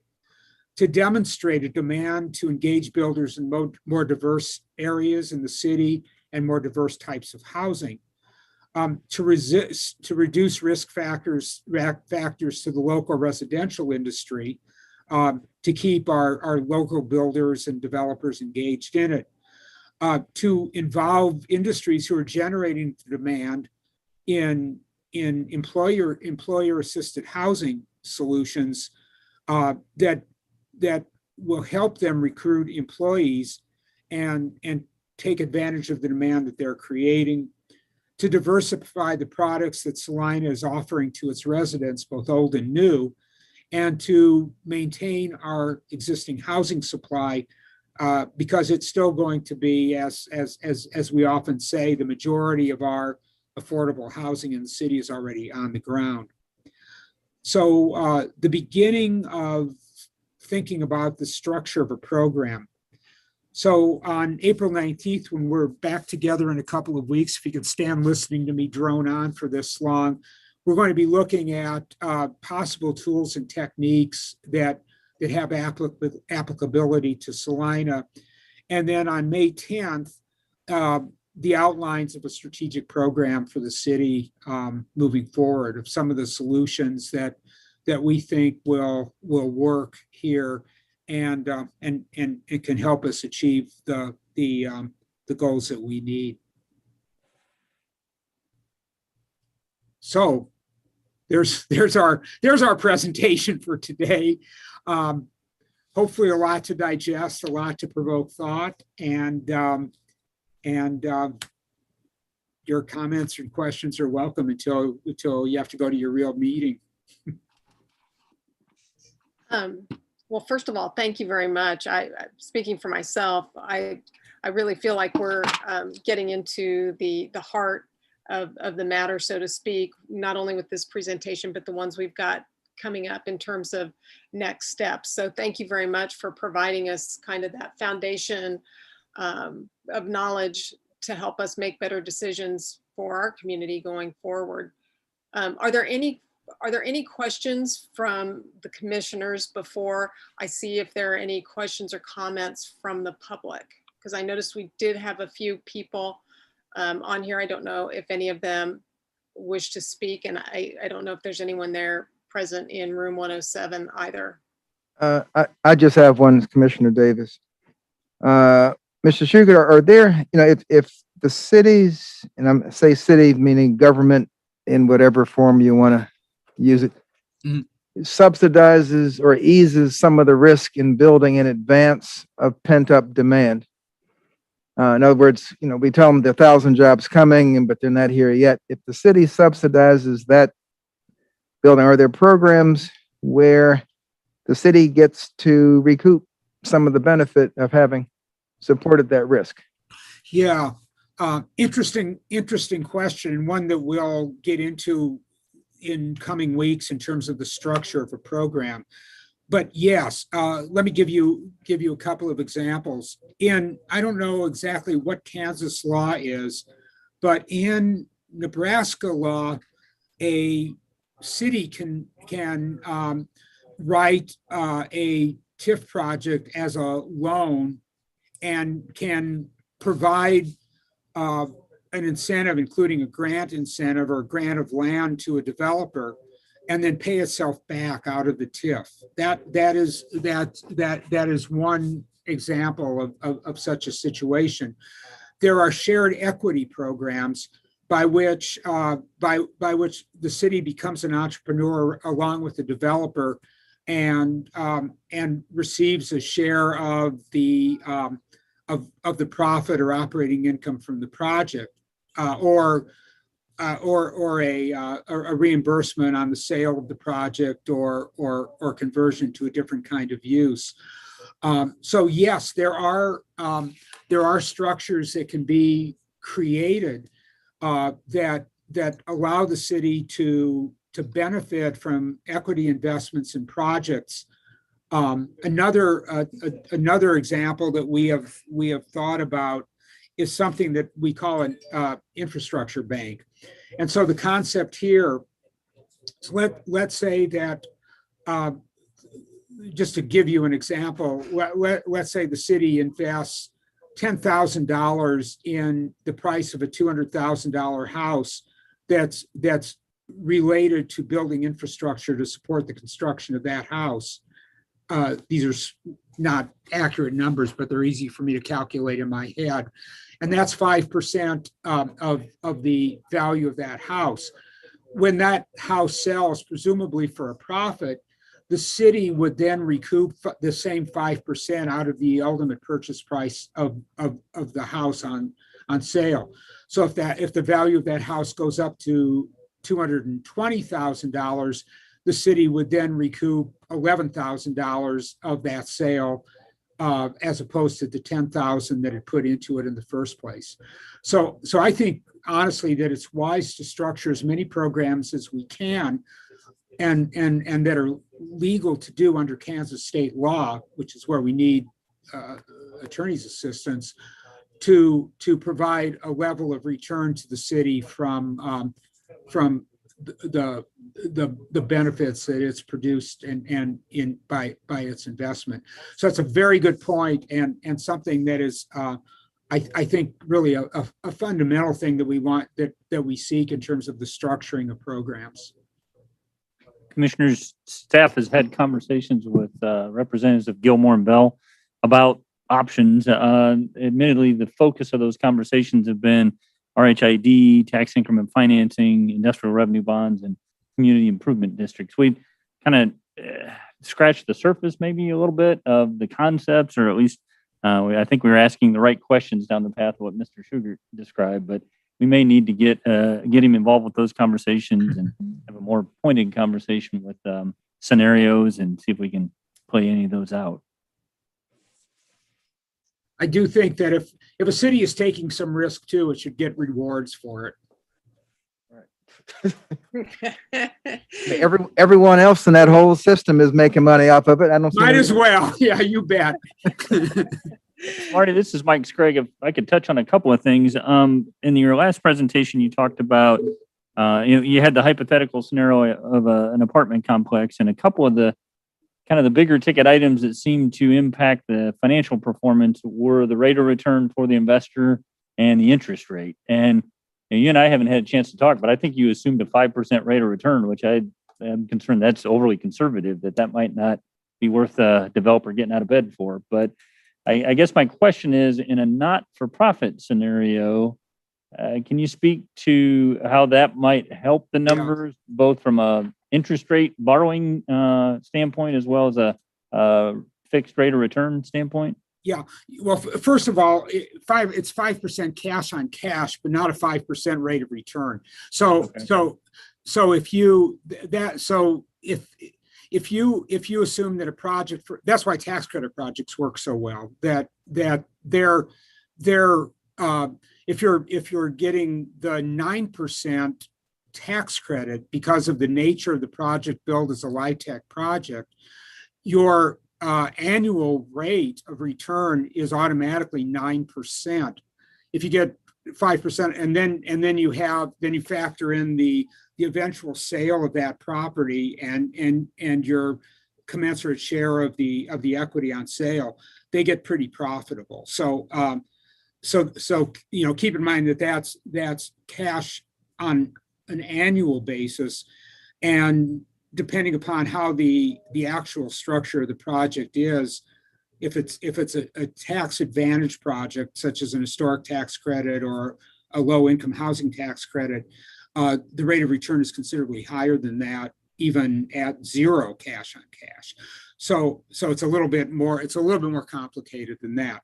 But yeah, you're right that a 5% rate of return would not be enough to get a developer interested in a project.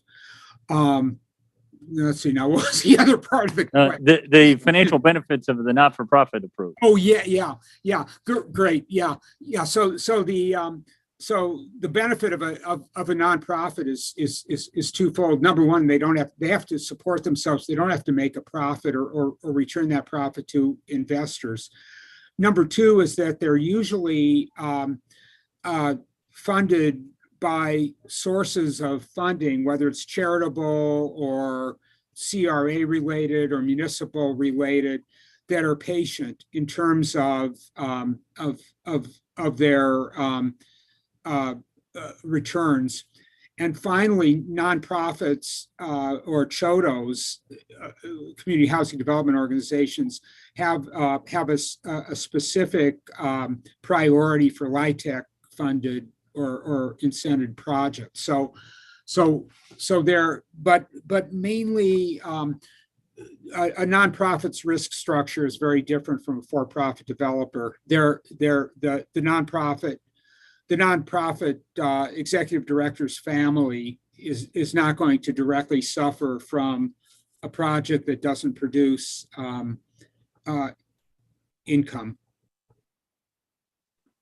So commissioners, the other thing I would tell you is a couple slides ago, it was kind of a gradient of criteria. And I think the conversation was on the premise that incentives would be adjusted in response to whether those criteria were met. And so Ms. Driscoll mentioned that we've been in conversations with about 5 developers, and I would say one of them feels like they have a proposal before us and they're anxious for staff to get it before you. And then some others are a little bit, maybe a step or two behind that. A couple of them are kicking the tires, and one of them we've reached out to, and we're trying to entice them to give Salina some consideration and run a financial pro forma of a product that they do in other markets. So it's kind of the entire gamut. But I guess my point is the developer that's probably the furthest along in that conversation, I think they're assuming maxing out all the available incentives in terms of tax redirection, the amount of tax redirection, and the term of that. And so that's not to say that that might not be necessary for the proposed project, but we are trying to look at their finances to get some more detail on their proposal, analyze that in terms of kind of a cost benefit and a gap analysis, and then in light of the different considerations that we're fleshing out here. So we recognize the sense of urgency. We're not expecting to try to have a formalized policy and however far out in the future that might look, but we are trying to kind of balance the request and those discussions with the information we're gathering as part of this process. Thank you. Any further questions from the commission? Because if not, I would like to open it up to anyone who's participating either virtually or in person. If you've got a question or a comment, we are running short of time. So if you're in person, please step to the podium, continue wearing your mask, and we welcome your questions or comments. And if you are participating virtually, if you could raise your hand on Zoom, or if you don't know how to do that, if you activate your camera and wave your hand physically, we'll be happy to call on you. Do we have any takers for the public component?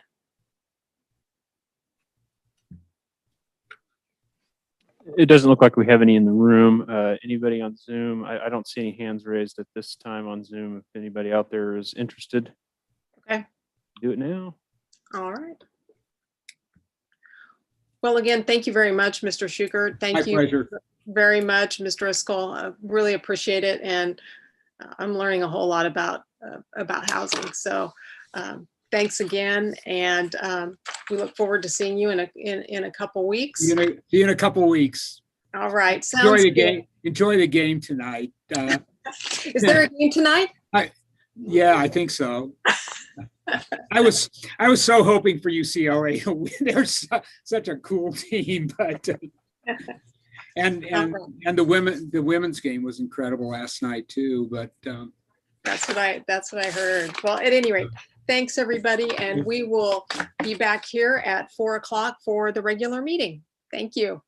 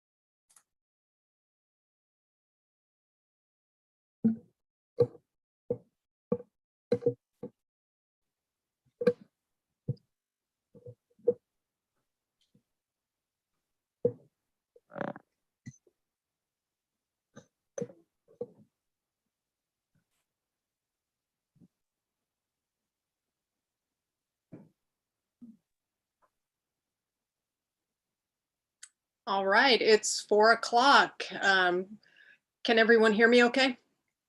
Yes, Cam. Okay, great. Yeah, very good. Thank you. I'd like to call the Monday, April 5th, 2021 Salina City Commission meeting to order and to confirm that the Kansas Open Meeting Act required notice has been properly provided. Yes. Thank you. With that, we will proceed with roll call. Mayor Hodges, Here. Commissioner Davis, Here. Commissioner Franz, Here. Commissioner Hoppeck, Here. Commissioner Ryan. Here. Thank you. I have asked, since I'm participating virtually today, I've asked Vice Mayor Trent Davis to lead us in the Pledge of Allegiance and moment of silence because there's a little delay on my end. I pledge allegiance to the flag of the United States of America and to the republic for which it stands, one nation, under God, indivisible, with liberty and justice for all.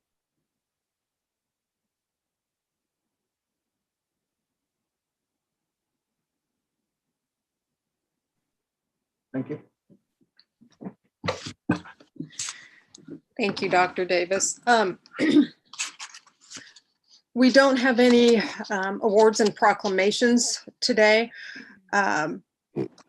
Citizens Forum. Mr. Scrager, would you prefer to do the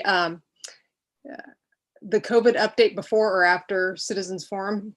I think it might make sense to do it before in case any citizens wish to comment in response to the information I provide. Sounds great. Thanks. If you could go ahead and do that, I'd appreciate it. Okay. Mayor and Commissioners, I would remind you that the data that I have is based on Fridays. You may have seen an update from the county that is a little bit more recent than that, but it's easiest for us to have a common reference point of data that we're able to gather based on a Friday. So new cases in the last week are 30 compared to 23 the week before. Active cases are currently 33 compared to 99 the week before. Total recoveries are 5,940 compared to 5,844 the week before. There are no hospitalizations, and there were none last week. And the deaths remain at 108 compared to 108 last week.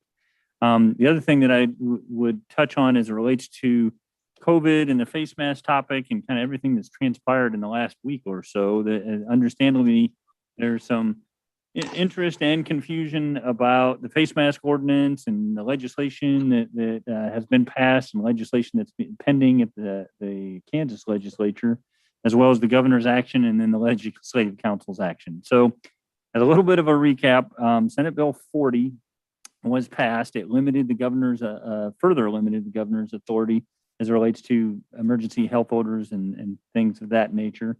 And so the emergency declaration at the state level was going to expire on March 31st and needed to be renewed on April 1st for eligibility for financial aid purposes.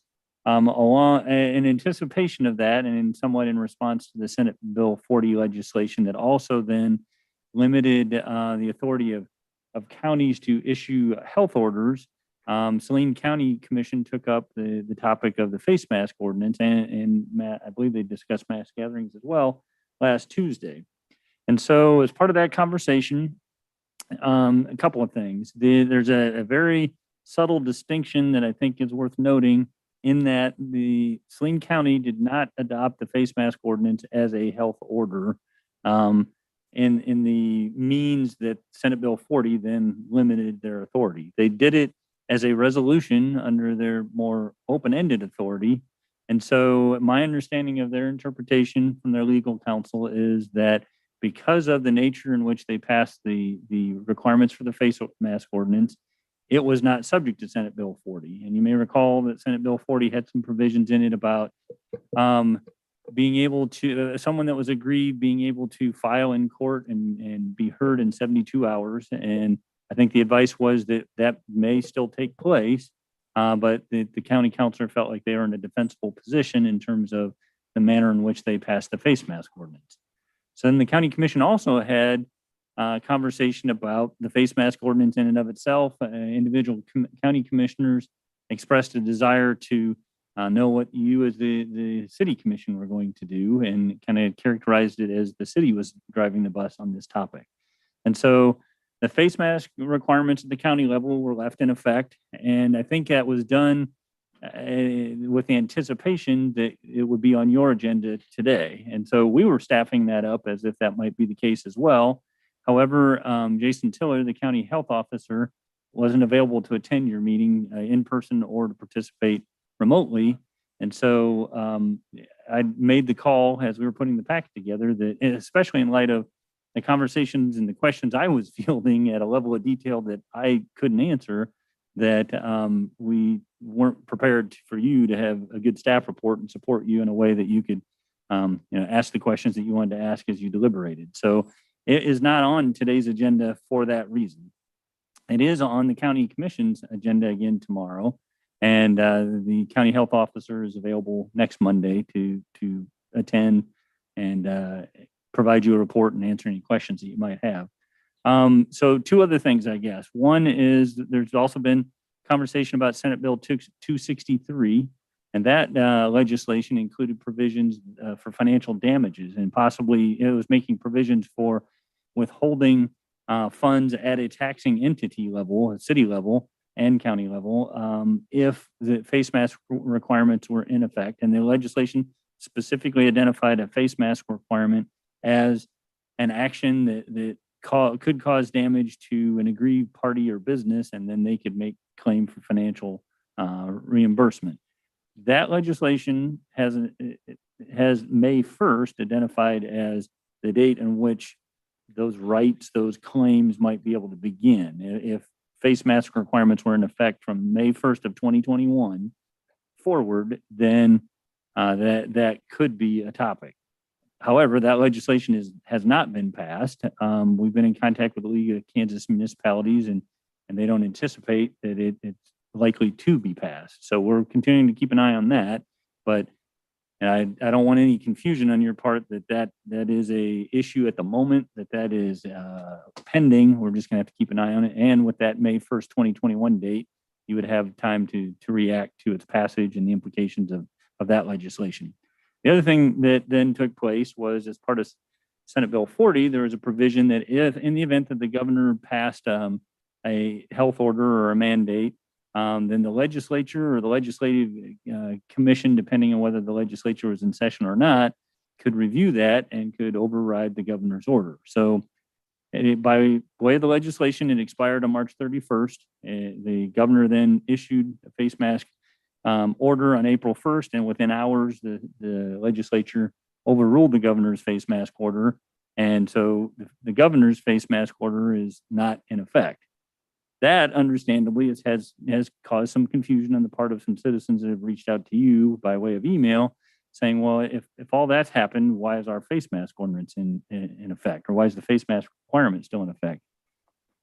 You kind of need to go back to the original philosophy of the legislature when they kind of clipped the wings of the governor and limited the governor's authority. It was on the premise of that's a local decision that needs to be made at a local level. So they have somewhat consistently all along said, don't want the governor to be issuing statewide mandates because that's too overarching and too broad. Want that authority to be at the local level.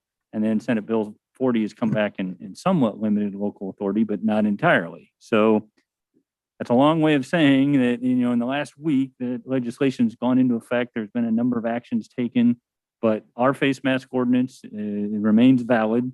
It doesn't represent a financial liability to us that Senate Bill 263 might have been headed towards. And that still means you have discretion to leave it in effect or to repeal it.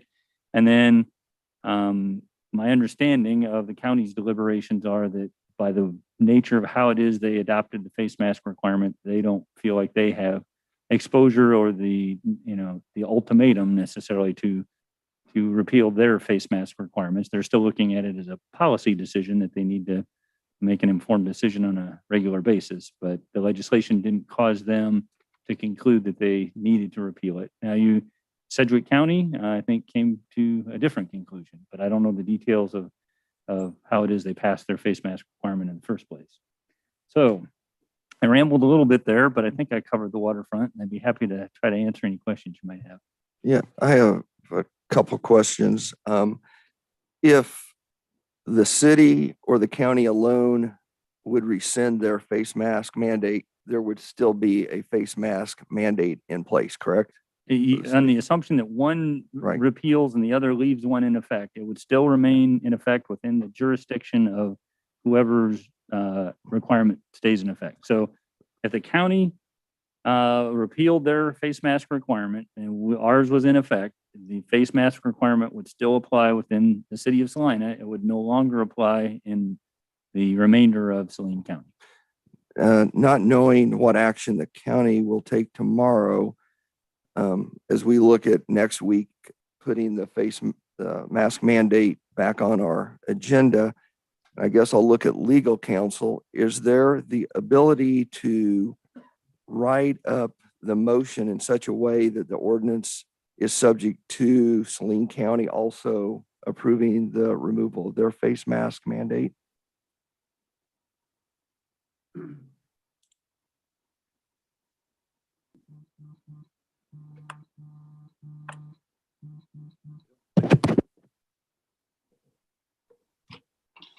And I'm not even sure that's something we do, but you know how we always get options. I'm Yeah, wondering right. if that is, I'm that sorry, I would didn't think this- possibly be an app. I didn't be an think this option. microphone was working, was my concern.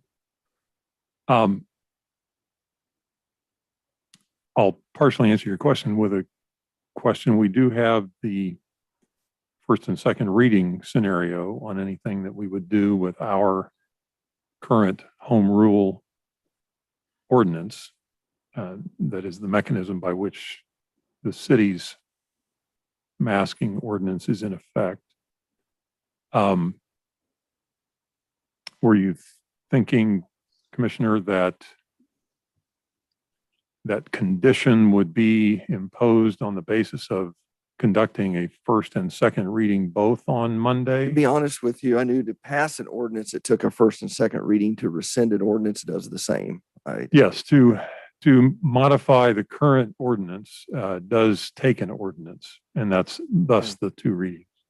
I do not believe the counties took a first and second reading the way they did. Is that Yeah, correct? I believe they adopted theirs by resolution. By resolution. Yeah, so- and that's the way the county is statutorily authorized to act, and it does not involve a first and second reading. Yeah, I guess my whole basis is it doesn't do us any good to rescind ours if the county doesn't rescind theirs. We need to work in, without having a joint meeting, some way that we know that they work, parallel to each other. If we're both on the same page.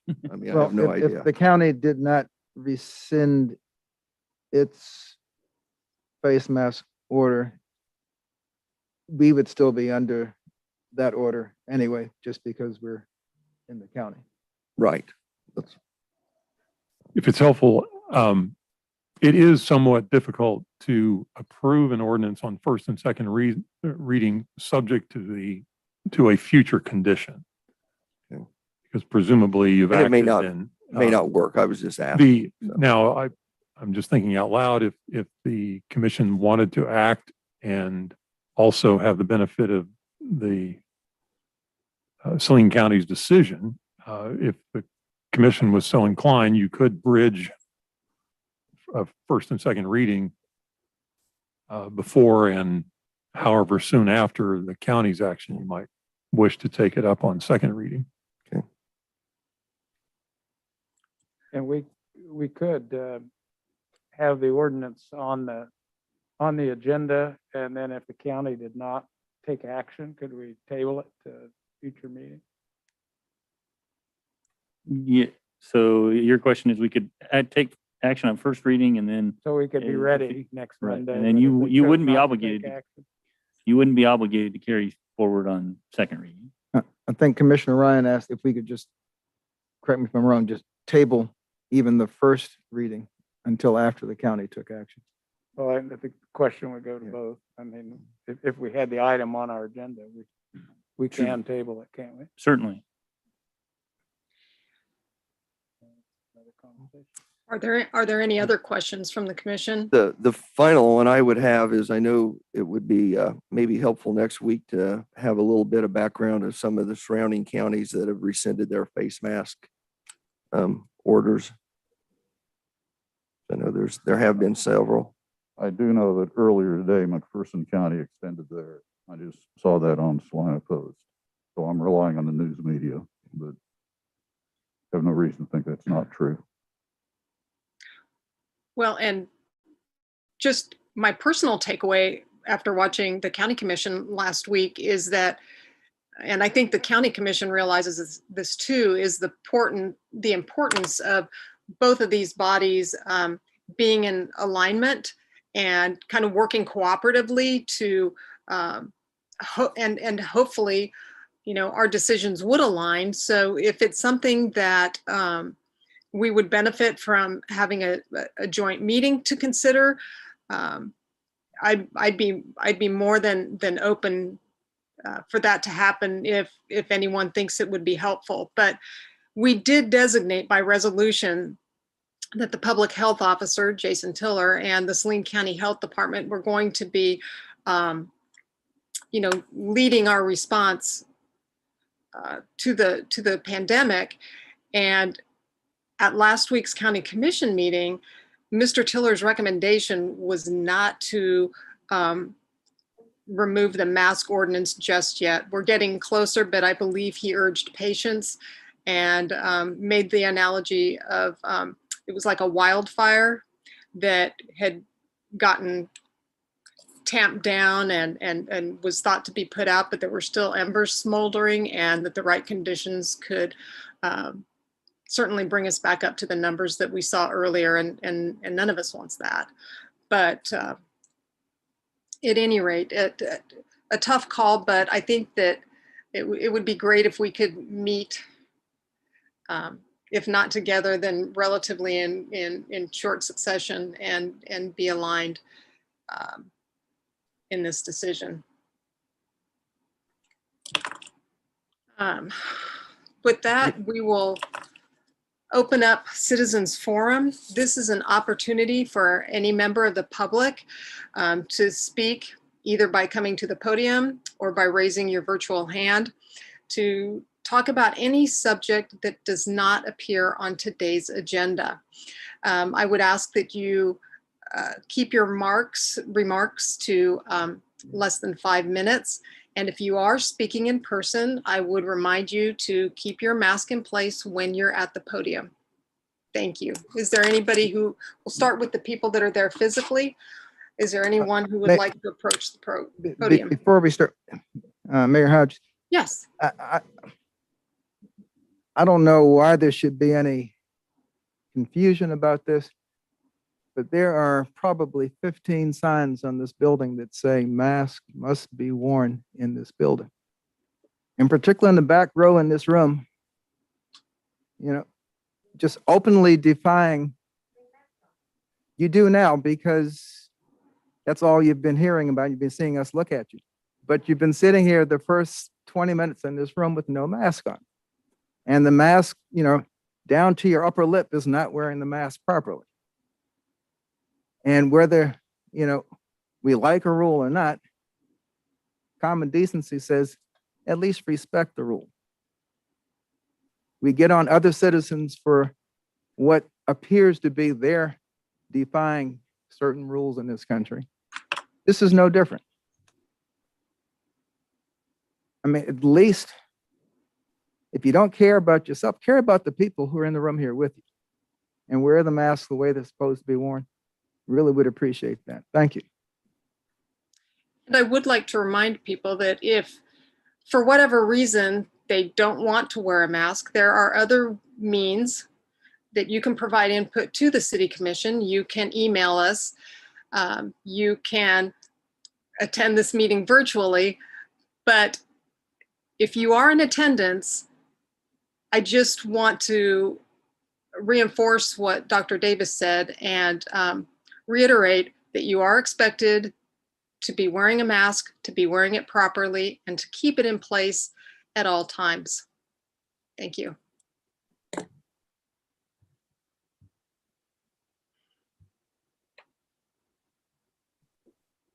Yep, with that, I believe the floor is open. Okay. Does anybody want, and I am sorry for participating virtually today. Is there anyone who would like to speak at this time?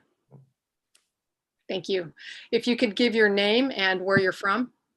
My name's Melissa Hendricks and I live here in Salina. I appreciate what you said about the confusion, but I do want to clarify a few things about some things that you said. I was at the county commission meeting last week. The county did refuse to take action unless the city did first. They said in the meeting that it didn't make any sense to repeal the county mandate because the city of Salina comprises much more of the population. So they are waiting until you guys do something. They did say that it needed to be a joint effort, but I'll be honest, I'm a little bit disappointed. The city-county joint effort has not had a really great history. And then when I pulled the agenda for this meeting, it's not even on there. So how can it be a joint effort if it doesn't even make any sense. One of you passes the buck and the other one doesn't even want to do anything about it. Mr. Tiller's absence from this meeting does not change the data. It doesn't. Like he said, I'm going to use the numbers from Friday. As of last Friday, there were 0 hospitalizations, 12 new cases, and they were actively monitoring 33 cases. Mr. Tiller's office acknowledged last Monday that the number of new cases and hospitalizations have fallen dramatically since the peak back in November. That's obvious. We haven't seen these numbers since well before the mask mandate was issued last July. Mr. Tiller had previously stated that his recommendations to lift the mandate are a 70% vaccination rate and multiple days at 0 new cases.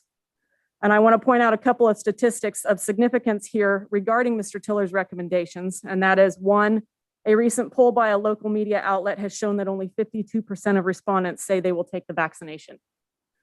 And 2, the efficacy of the AstraZeneca vaccine is such that 1 in 4 will still get COVID even after receiving the vaccine.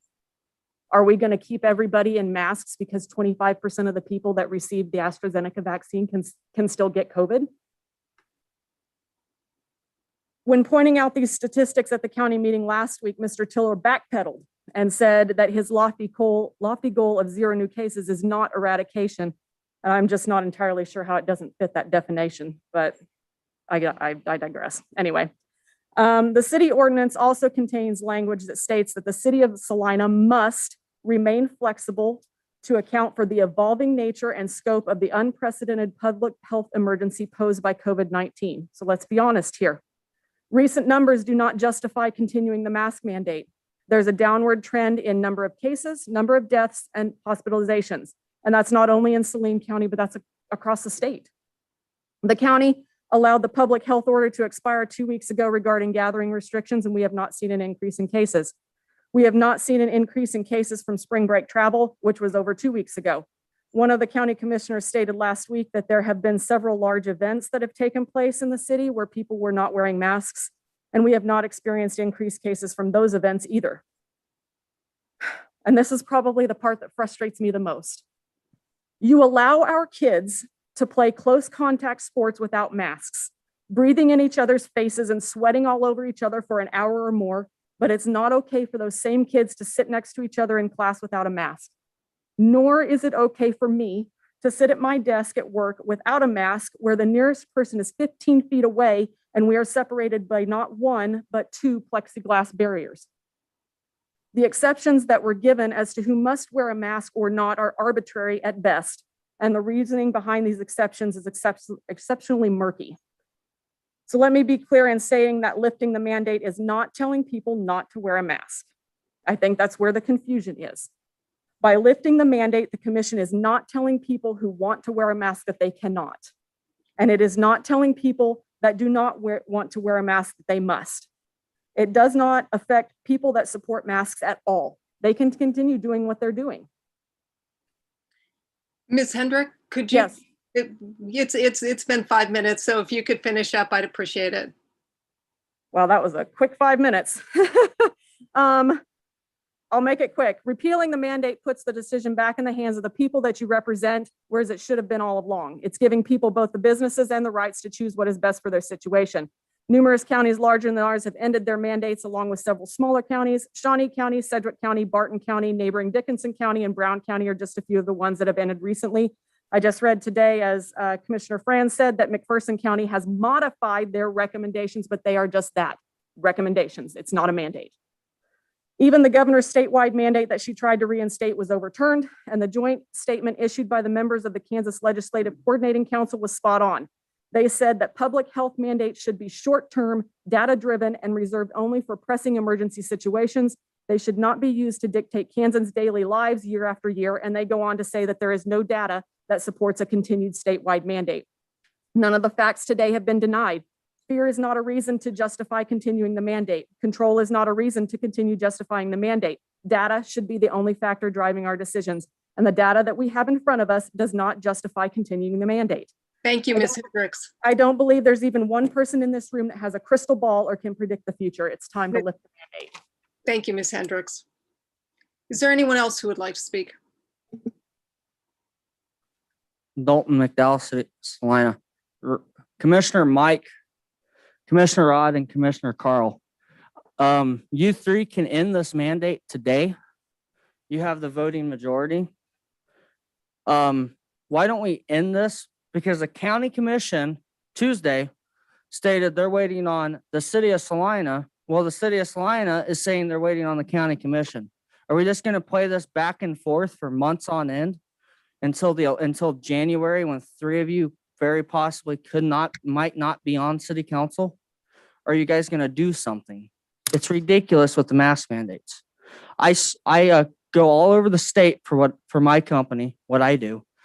And 90% of the counties I service in do not have this stupid mask mandate.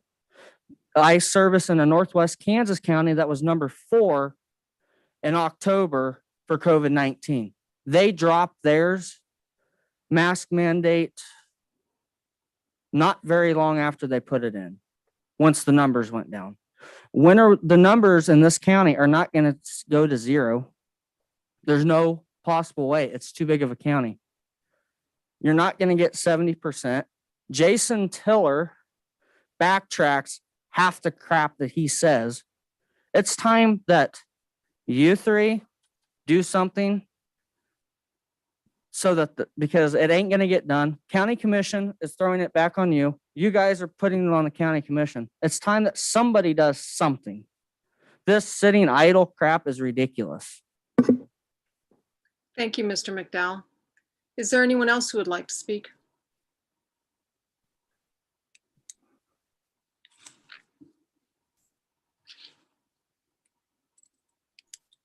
Norman Mantle, Salina, Kansas. Life is a risk. You better learn to accept these risks because it's here. It's not going away. From the time you take your first breath, till you take your last breath. This why. Accept these risks.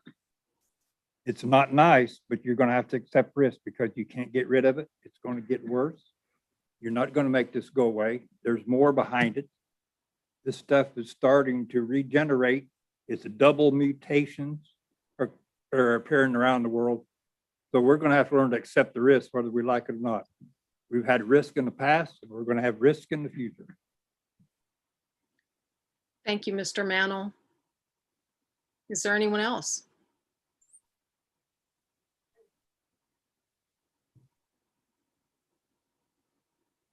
Hey guys, Commissioner Chad Farber. I'm here from Salina, and I just wanted to come up and say again how I'm disappointed that we have the mask mandate.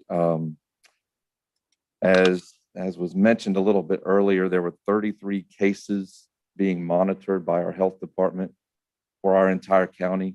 If you look at the numbers for that, that is 0.06 of 1% of our county population that we're monitoring with this virus.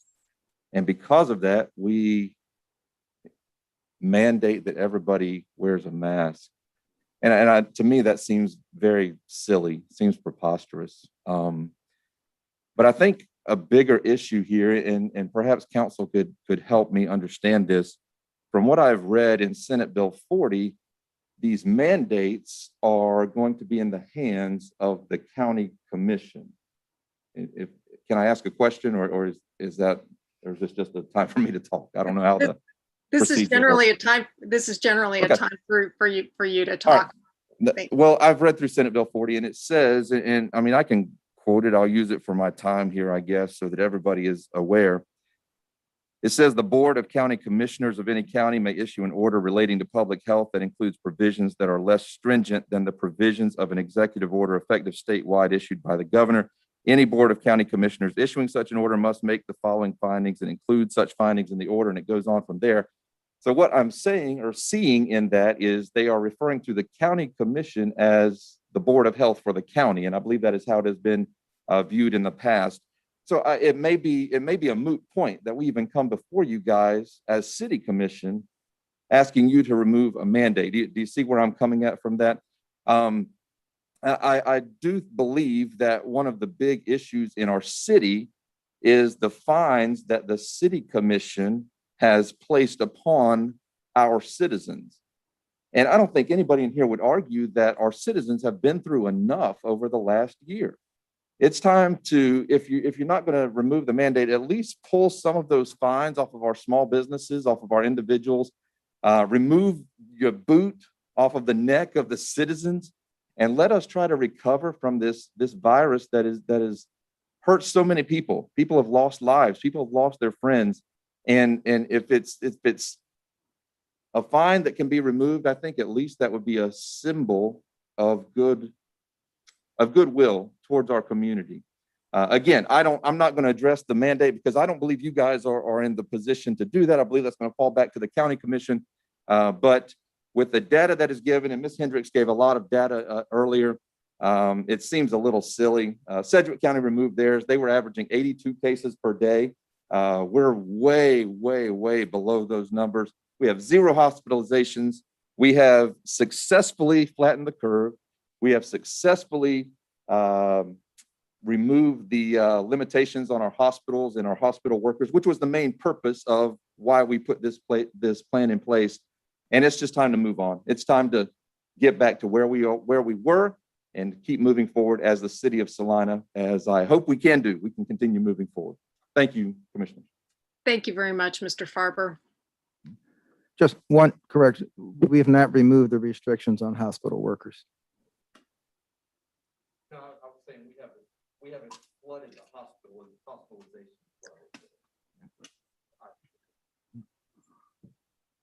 Is there anyone else who would like to speak during public or citizens forum?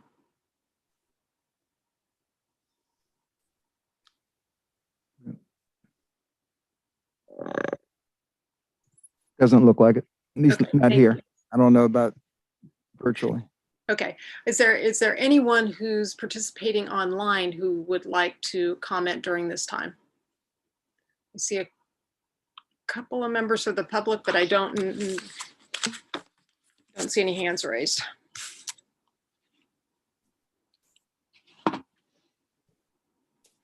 There are no hands at this time from the online participants. Thank you, Mr. Wood. We don't have any public hearings or items scheduled for a certain time. We will go to the consent agenda. Item 6.1, approve the minutes of March 22, 2021. Item 6.2, approve resolution number 21-7945, authorizing the mayor to execute an amended and restated license agreement with North Salina Community Development, Inc. to install a little library at the Salina Senior Center bus stop.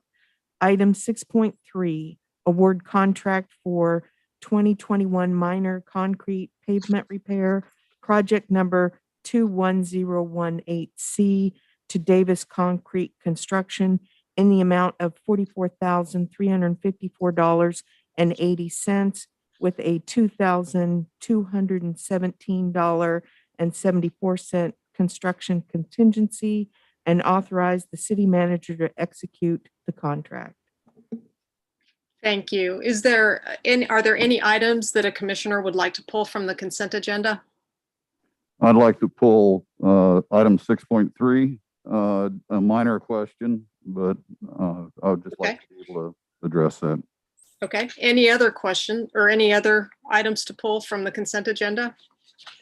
And if not, I would take a motion to approve 6.1 and 6.2. Mayor Hodges, I move we approve consent agenda items 6.1 and 6.2. Second. We have a motion and a second to approve consent agenda items 6.1 and 6.2. Could we have a roll call, please? Commissioner Davis, Aye.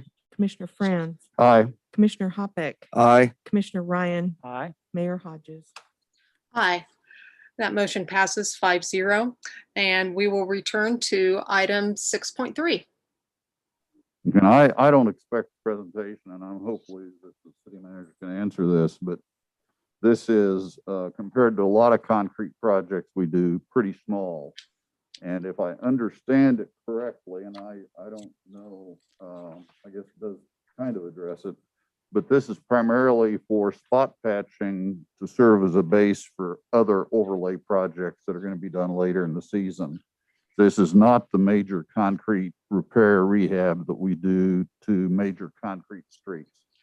Correct. Is that correct? And that Yes, will come later in the season? Right. We're characterizing this as minor concrete work, and both sidewalk work and other concrete Okay. street work would. And it will eventually, these are areas that will be resurfaced later in the season with another contract of asphalt overlay or. Well, the one thing I don't know is whether any of these are repairs within a concrete street section that wouldn't be Okay. overlaid, but. But typically we'll go through and we will identify a fair number of concrete streets where the segments have gotten out of whack, and we'll take those out and replace them. I presume that's still coming later. Correct. Okay, thank you. Or do any other commissioners have questions regarding 6.3? With that, And Mayor Hodges, I move we approve consent agenda item 6.3. Commissioner Davis, second. we have a motion and a second to approve agenda item 6.3. Could I have a roll call, please? Commissioner Davis, Aye. Commissioner Franz, Aye. Commissioner Hoppeck, Aye. Commissioner Ryan, Aye. Mayor Hodges. Aye, and that motion passes 5-0. Which brings us to item 7.1. Item 7.1, second reading ordinance number 21-11056, requesting approval of an amendment to an existing PC3 zoning district and approval of the final site development plan for a proposed restaurant with an outdoor seating area that exceeds 50% of the capacity of the indoor seating area on property addressed as 916 East Crawford Street. Thank you. This ordinance was passed on first reading on March 22nd, 2021. Unless staff lets me know differently, no comments have been received. Are there any questions from commissioners? Are there any questions or comments from the public?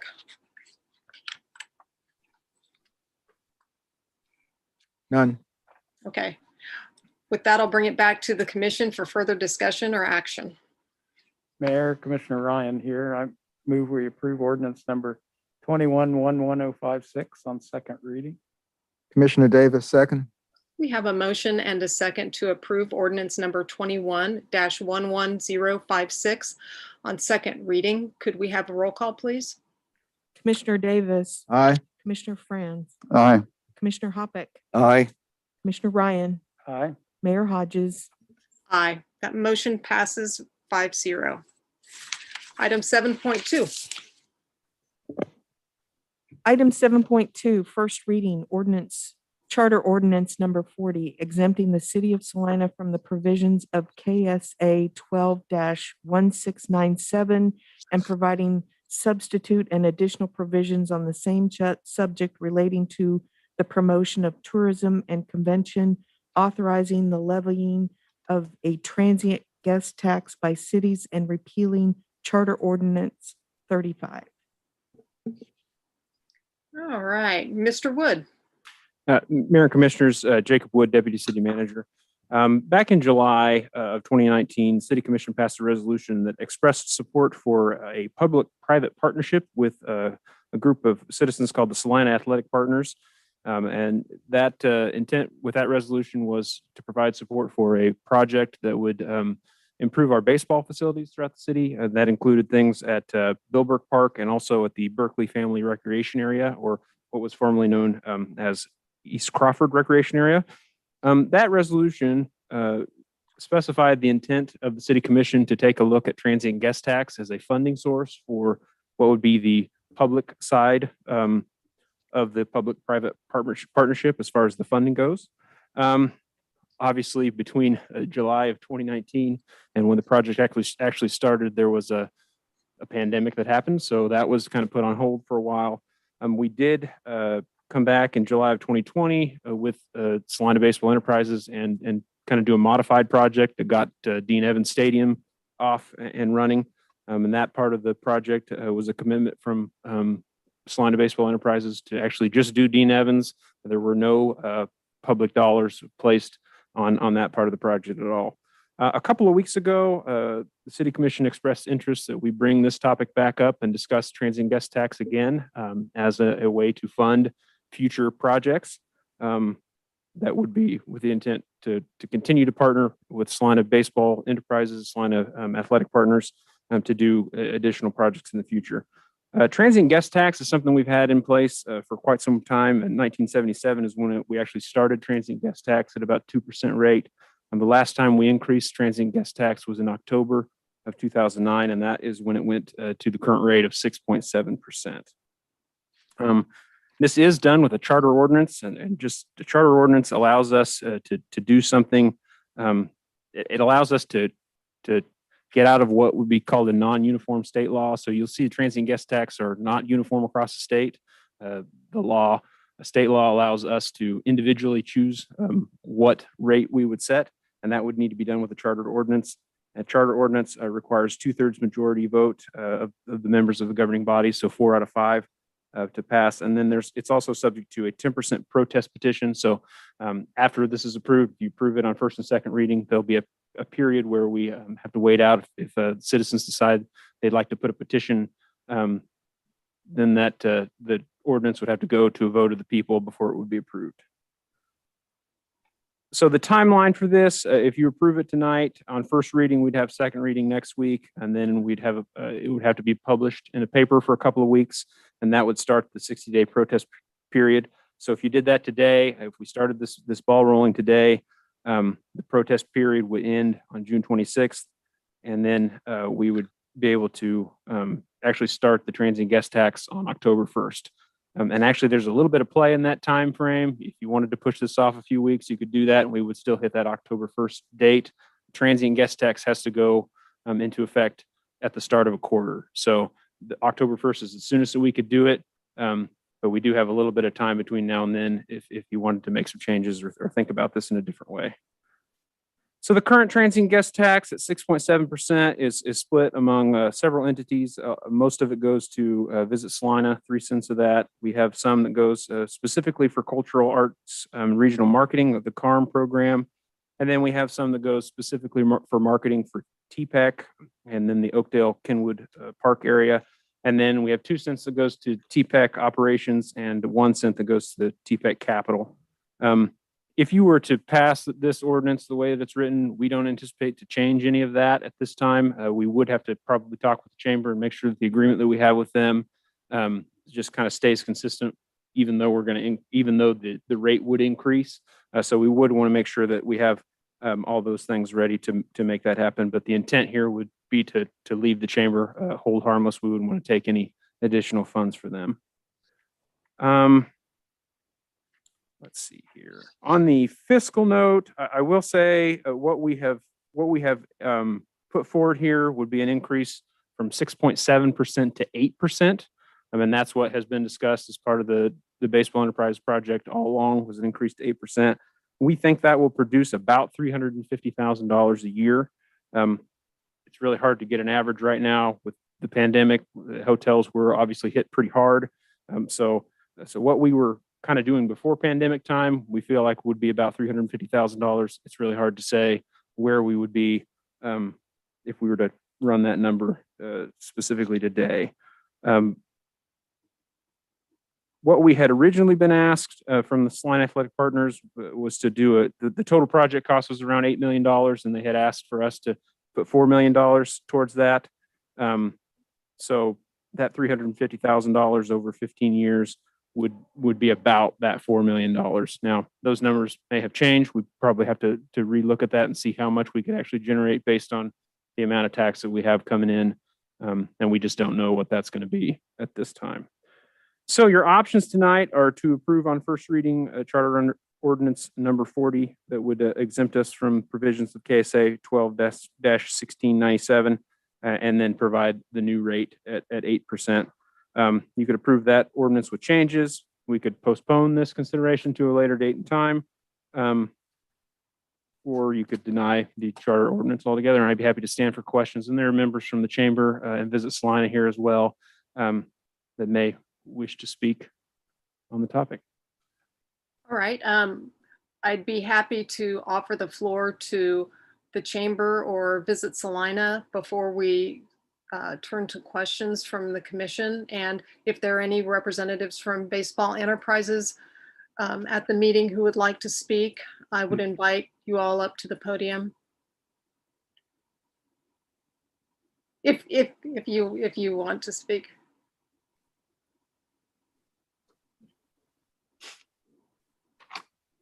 Afternoon, commissioners. Good afternoon. I will keep this brief. I sent an email to you a little bit earlier today. And based off feedback that we have gotten from, I've gotten from executive committee, we just don't feel like we're in a position right now to make a determination or give a definitive response. As Jacob alluded to, a lot has changed since July 2019. So obviously, we are completely supportive of the Baseball Partners project as their facilities generate a significant amount of tourist dollars and also enhance community and residents' quality of life. But also there are concerns from the hotelier side as well. So our hope is to continue to get feedback from those partners and from our membership and provide that with you in the upcoming weeks. Mr. Brown, Yes. after about 9 o'clock on Monday mornings, I don't get a chance to look at emails. Understood. Yep. Just so I'm clear, should I take your statement to mean that the executive committee was not in a position to support? Well, I don't want to put words in your mouth. What was the final recommendation from the executive? Well, we don't have one yet, is whereas. So you really meant what you said? Right. Okay. Yes, Okay. we have not been able to get that in front of our full board and our executive committee to formalize a response at this point. Thank you. Mr. Brown, if I do have one question. Originally, Visit Salina was listed as one of the Salina baseball partners supporting this project. And am I to assume that's no longer true? No, like I said, the chamber, we're completely supportive of the partnership. Again, like all of these factors that have come out of the pandemic related to the hotel industry, we're trying to get feedback and better feedback from our hoteliers on what their thoughts are. Okay, thank you. Thanks. Can I ask one more before you? Sure. Is there any way to track if the increase in the transient guest tax just actually has a demonstrable disproportionate effect on the hoteliers who are letting rooms at lower rates? I'm assuming if a person, I'm just guessing, if they pay $200, I'm gonna use an extreme example, $500 a night for a room, the 20% tax really isn't an issue for them. Whereas if they're paying $40 a night for a room, may make a difference between Hotel A or Hotel B. Is there a way to track that, or has that been tracked over time? That, I mean, the average daily rate and occupancy rates, yeah, that has been tracked for sure over a long time. And that's part of what, we'd like to make sure we have our ducks in a row before we. but we haven't increased this in such a long time. We probably wouldn't have any data to reflect the net effect of a recent increase on this. Our last increase, I think. 2009, they said. Yeah, 12 years. that's true. Probably answer my own question. Okay, Okay. thank you. This may not be a question for you, it may be Okay. for some of your staff. Were the hoteliers notified about this being on the agenda by Visit Salina or by, We would have notified them. Was it Wednesday? okay, Right. okay, So when the Perfect. packet was posted on Thursday, we did share. Okay. At that point, what we shared on Tuesday is that this discussion was going to be happening. because I did know we received a letter, so I just was hoping Mhm. they all had been. Thank you. Yep, thank you. Are there any members of Baseball Enterprises that would like to speak to this?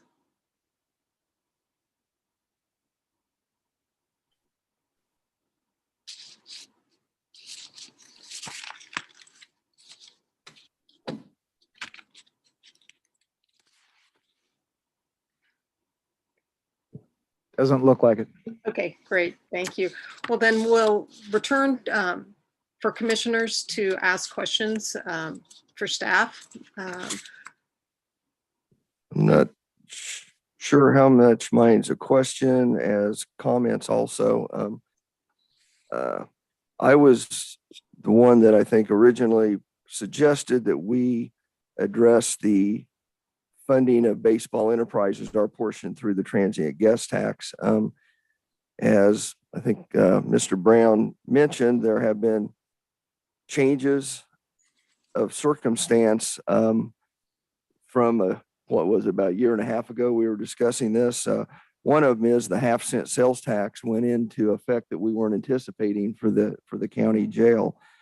The other thing that has taken place is we had a fairly successful 2020 as far as what we were able to do to our general fund, and trying to think outside the box and trying to weigh which different directions to go. I had given some thought to if there was dollars out of those funds that we were able to generate from operating last year that could go towards this project. And I know it's probably too early to know what we're going to receive from the federal government under this last plan that's been put out. I know cities and counties are going to get some dollars. Some of that's to go to recoup losses, and we did have a significant loss in our transient guest tax. I guess what I'm saying, made a short story long, is I would like to see us try to use some of those dollars, and I would like to see us try to, instead of financing 4 million, look at there's not a way we could finance 2 million. And instead of maybe raising the transient guest tax to 8%, you could go to 7.5%, or something like that. That would be a little more palatable for the hoteliers, but we could still get to the same result. My calculations were if we went to 7.5% instead of 8%, we generate about 216,000 a year, depending on whether you funded the 2 million over a 15 or a 10-year period, you'd need 177,000 to 242,000. So we can come pretty close to financing. And that was at a 4%. I don't know where bond rates are right now. So that's just food for thought. Well, I would note that in the commission information sheet, the staff gave us a projection for 15 and 20 years. But the facility's only going to be good for 10. Turf, the expected life on turf is 10 years. And I think if we extend the debt any longer than 10 years, we're being extremely optimistic about the outcomes. And at 10 years, the additional 1.3% we're talking about. Commissioner France, could you lean toward your mic a little bit? Sorry. I thought I was on top of it already. The Okay. great pauses behind you, but I couldn't hear you. Sorry. You know, at 10 years, the 1.3% change we're talking about will fund anywhere from about a $2.5 to $2.8 million project. And that would kind of dovetail with the Commissioner Hoppick's suggestion that we try to find the balance somewhere else. And it could be carryover. It could be other city programs. We've got sales tax designated for the for Parks and Rec updates. We've got special alcohol tax. There might be a number of other places that we could beg, borrow, and steal. We could raise property taxes to make up the difference. And I think all those are things that need to come into play. But unless somebody can show me some independent verification that we really expect this stuff to last 15 years, I'm going to be resistant to extending the debt for that period of time. That would help if we could. That gets us very close to $4 million, and we could then roll the rate back. But I don't want to put a future commission in a position at 10 years that have to say, oh, man, too bad, it's bad, we've got to replace it now, and we're still paying on the old debt. And that current plan did not include the money for turf replacement. Did it? I don't, the turf replacement money was coming from someplace else? If you're referring to Dean Evans, the initial turf is funded by Salina Baseball Enterprises. We did try to set aside an annual allocation to create a maintenance and replacement fund. And the agreement provided for the city's contribution annually coming out of the parks funding that we have. Which is how much? 50,000 a year. Yeah, and it's going to take about 350 to replace all the turf in 10 years. And then there was also discussion about a ongoing committee to set fees. And so as we identified the replacement schedule, replacement cost, the remainder is supposed to be covered by the fee schedule. But that's just with respect to Dean Evans. Just that, so we'd have to multiply that by what, 5? Well, if you're talking about Yeah, I think for the entire project, the annual turf replacement ran about 300 or 350,000. That would be the amount that would be set aside each year for 10 years. If you extend it to 15, of course, you're in a better position. But personally, I need to be confident that this stuff's going to last for 15 years. Right. And, I'm sorry. Go ahead, Commissioner. Well, I would just, it's my recollection, there's a lot more to the scope of this investment than just the turf, where, you know, we've got additions to the stadium, possibly other stadiums to build and infrastructure to go along with it, bathrooms. I would think certainly those are going to have a lifespan of 15, 20 years. As best I can remember from the estimates that I saw, and these were early estimates, so I don't know if they've changed, but the turf accounted for about 5.8 million of the 8 million investment. So it is the bulk of the project.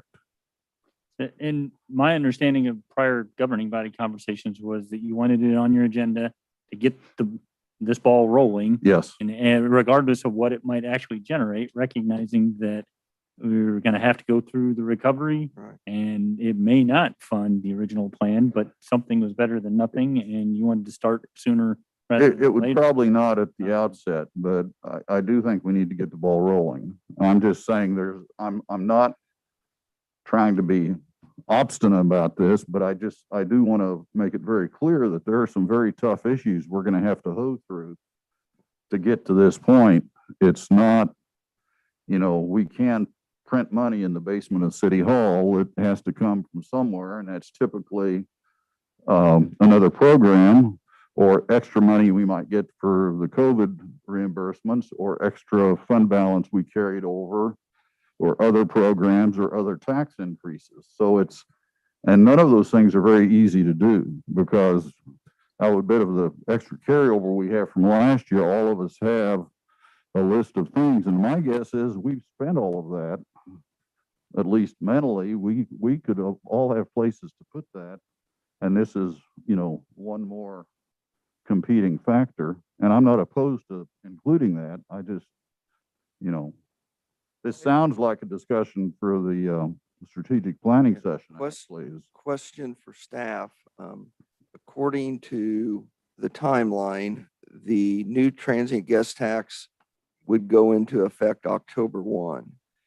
if we pass this ordinance at, say, 8%, do we have the ability by October 1st to reduce that to a different amount if we come up with other funding sources? Yes, you do. So the charter ordinance actually just sets the maximum rate that you can raise it to. There will be another action that actually sets the actual rate before that goes into place. So we can go down, but we can't go up. That's correct. Okay. Mayor, if I may, one other timing consideration might be helpful. Yes, I'm sorry, go ahead. Oh, okay. The situation, as Mr. Wood mentioned, the effective date has to fall on the beginning of a quarter, thus the October 1 date.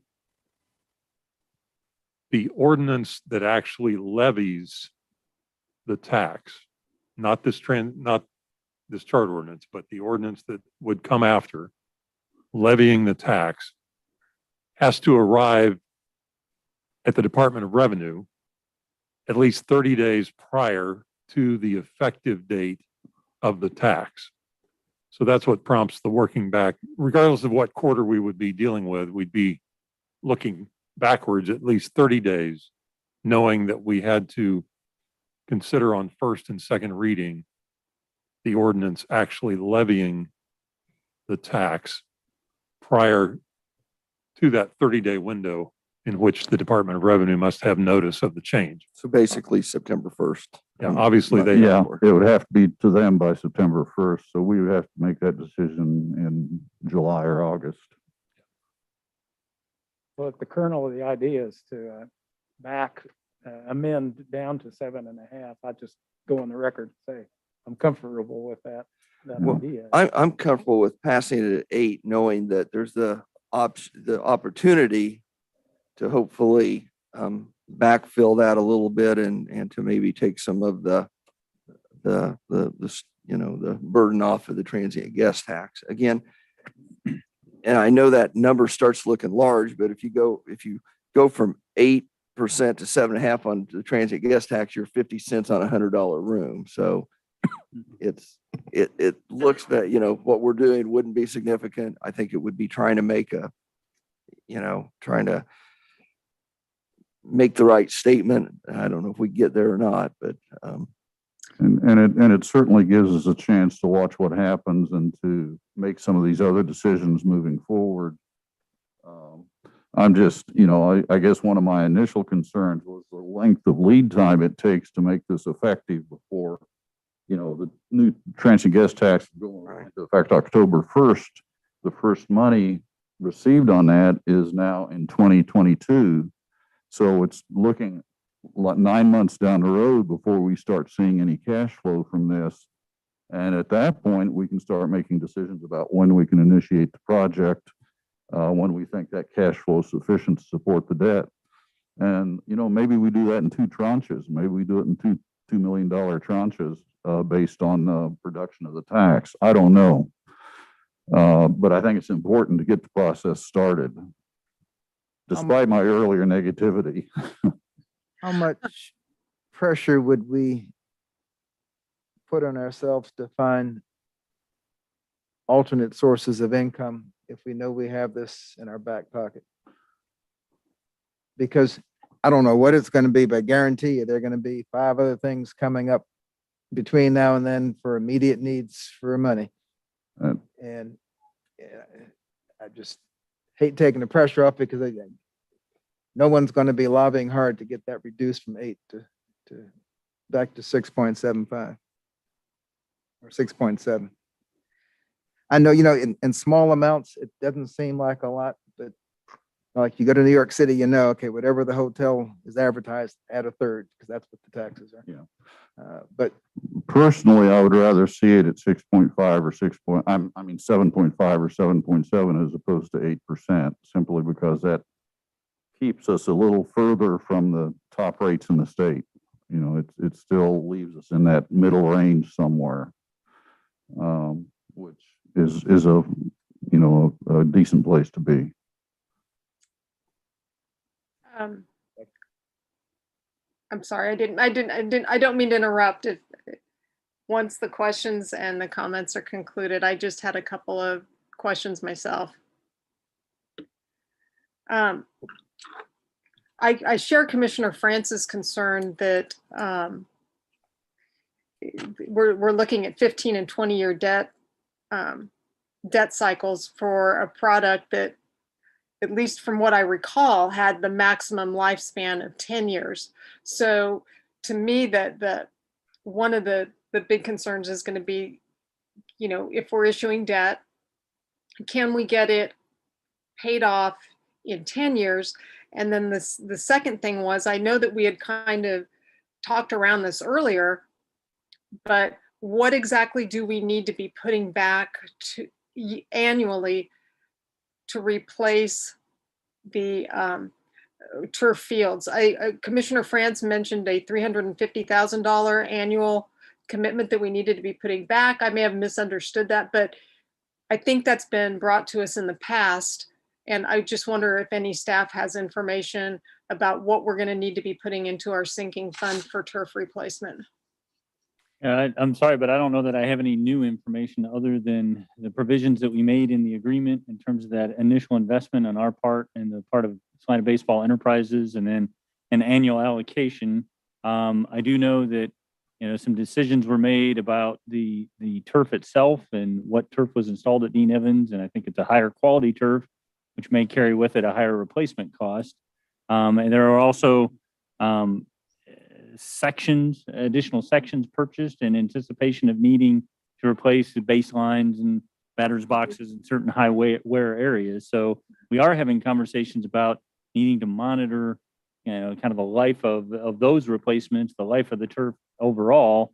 And there was, as part of the agreement and as part of those discussions, a recognition that once we can reach a conclusion about the anticipated life, the anticipated replacement costs, back out the funding that's committed, then the intent was to look at rental fees to create an annual income to create a sinking fund. But I don't have any more details on that. If I might add, I penciled these down in preparation, but the original turf cost for the full project for all diamonds, et cetera, was projected out at $6,580,000. That goes to Commissioner Ryan's question. Replacement in 10 years or replacement whenever is estimated at 60% of that, which is $3,948,000. Now, again, that's a projection. Who knows? But to achieve that number in 10 years, we would have to set aside $344,000 per year. Okay. So Okay, I don't know thank if you. that That's answers your okay. questions. Yeah. Thanks for the math. I appreciate it. Because like it or not, I think that that's one of the things that I'd like to have nailed down before we, before this were to go into effect. And that's all I have. Are there any other questions or comments from the commission? I just have one, Commissioner David. I don't know if there's anyone here from the city or the hotel business who would know the answer. But when a guest checks out, are the city and state taxes listed on a separate line from the transient guest tax? I'm seeing a lot of heads going up and down. All right, so our transient guest tax amount would be rivaling the total amount charged by the city and the state and the county. Then it just, at least for me, it's a kind of a psychological impact of, whoa, what's this tax for? Now, if I'm in Orlando and they say, okay, 8%, so you can have all of the stuff that you get in Orlando, I guess I would say it. And our reason for doing it wouldn't be any less justified than Orlando's. But I don't know what type of effect that has on folks when they see the bill and make a decision coming back the second time. I would just say, oh, excuse me, Mayor, go ahead. No, the only thing I was going to ask is that maybe if we have a hotelier or visit Salina staff, and I don't mean to put you on the spot, I say as I put you on the spot, but for an individual room, like as Commissioner Davis mentioned, a night or 2 nights, stay is one thing, but when you're looking at the convention business and you've got an organization reserving blocks and blocks of rooms, I was kind of curious about any perceived impact that's going to make it more difficult for us to get in convention business.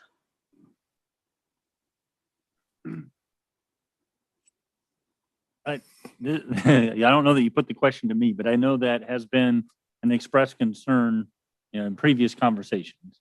Beyond that, I can't speak for CVB or the hoteliers, but that has been something that's been expressed previously. Okay. Thank you. And I'm sorry, Commissioner France, I didn't mean to interrupt. No, that's okay. I was just going to say that from my standpoint, I'm supportive of getting this ball rolling at this point, and I recognize Mr. Brown's concern. There's a lot of uncertainty still, but in 6 months, I think we're all hoping that those will resolve as COVID becomes hopefully more of a controlled issue, and that we start seeing travel and tourism improve again. And I just hate to wait until we see all that happening and then we start this process, and it's another year before we actually see anything that we can respond to as a result. So I would support going ahead with this at this point and just starting the ball rolling. If there's nothing further from the commission, I'd like to open it up for public comments. And I did want to make a note that we did receive an email from Monica Balthazar, who's the general manager of the Hampton Inn, and staff should have placed copies at each member's or each commissioner's place in case you didn't see the email. She'd requested that that we read the email, but that's not something that we typically do. So if Ms. Balthazar is present, I would like to invite her to the podium to speak.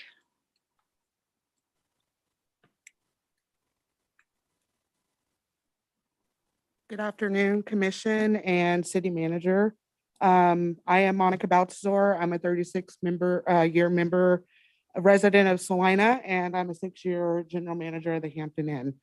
I'm also a member of the Convention and Tourism Committee and the Hotel Representative for your CARM Committee, and I am also a member of the Chamber Ag Committee, as well as an organizational leader and the Willing Workers 4-H Club. The Hampton Inn of Salina is a 3-year award-winning hotel. We are ranked in the top 7% of all Hilton hotels worldwide. Not just Hampton Inns, all Hilton branded hotels. I am personally very disappointed to hear that I read in the meeting packet that you guys didn't want to notify the hoteliers of your discussion today to increase our guest tax. So the city staff could have easily sent us each a letter to tell us that you guys were discussing this. I personally delivered letters to each hotel on Friday myself, so they have been notified, to answer your question from earlier. As you're aware, you guys just increased our sales tax rate by 0.5%, and also increasing our guest tax rate would be a 9.35% of total taxes increased over a 6-month period for us. Salina would then be the 3rd highest tax rate in the nation, not just in the state, but in the nation. The only other higher ones are California and New York City. So that's absurd and definitely goes against the goal that all of us have been working so hard towards, and that is to bring more visitors to Salina. With a tax rate like you are proposing, that will do nothing but drive our visitors to other communities with lower tax rates. Guests literally reroute their trips for lower hotel rooms. We feel that you always pick on the transient guest tax because it's the easiest one to pass without citizen input. But we feel you need to find another source of revenue somewhere. We're already down by about 40% in room nights and down by 95% in convention business. And that's not going to return until 2024 fully. It will gradually return with some hybrid options, but to get back to where we were pre-COVID, it's going to take a few years. So I'm informing you that raising our guest tax would be detrimental to the Salina hotel industry and visitor traffic that we are striving hard to maintain. We already sustained more loss than we care to over the last 12 months. And raising the guest tax would be detrimental to small business owners. So let me just tell you a little bit about the hotel industry and what this pandemic has done to us. Right now in Salina today, you have hotels closed due to the pandemic. You have hotels that still have entire floors out of order due to low occupancy. You also have staff members who have worked through the entire pandemic without a raise or hazard pay for over a year now. There are tenured employees not qualifying for vacation time due to their average hours being cut due to the low occupancy. I'm talking employees that have been with companies for 5, 6, 7 years. Not to mention there are salaried managers who are working on 25% wage cut with more hours and more responsibilities. There are families struggling to make ends meet. And that's just a little bit of how this has affected our industry. But also the open positions that we do have, we can't even fill those positions because the government is literally enabling citizens to not want to work due to them making more on unemployment sitting at home. So once again, I proposed last time that we had this discussion, but I propose that we implement an entertainment, excuse me, and recreation tax on all entertainment and recreation venues that would funnel back to the city of Salina as additional revenue. If implemented, this tax would be charged at all concerts, sporting events, festivals, and shows, on all ticket sales or entry fees. By implementing this tax, it would be another way for the city to generate more revenue to help sustain all of their spending they have planned in the future. And as Stanley Weiler says, since he was unable to be here with us today, it's like kicking a dog after he's been wounded, after our revenue has been down 50% for the last 12 months. If you have any questions, please let me know. Thank you for your time. Could you just tell me the name of that proposed tax again? I just wasn't writing fast It's enough. the entertainment and recreation tax. I'm not sure, correct me if I'm wrong, but I think there are some cities in the state who levy a similar tax to that. Is that correct? Mr. City Attorney, do you know? In a coded sort of way, I'm asking you if that's even possible for us to do. I would have to look to be sure, Commissioner, as I expect you're aware, there has been changes in state law that has certainly limited the city's ability or city's ability in general to independently levy taxes of various natures. Some of those have been that were in existence have been in effect grandfathered, but there are rather stringent rules that apply to any individual city's latitude in that regard. It would just have to take a review of those applicable statutes.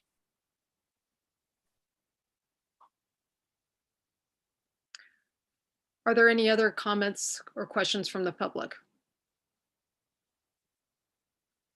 One more. Okay, thanks. Norman Adams, Salina.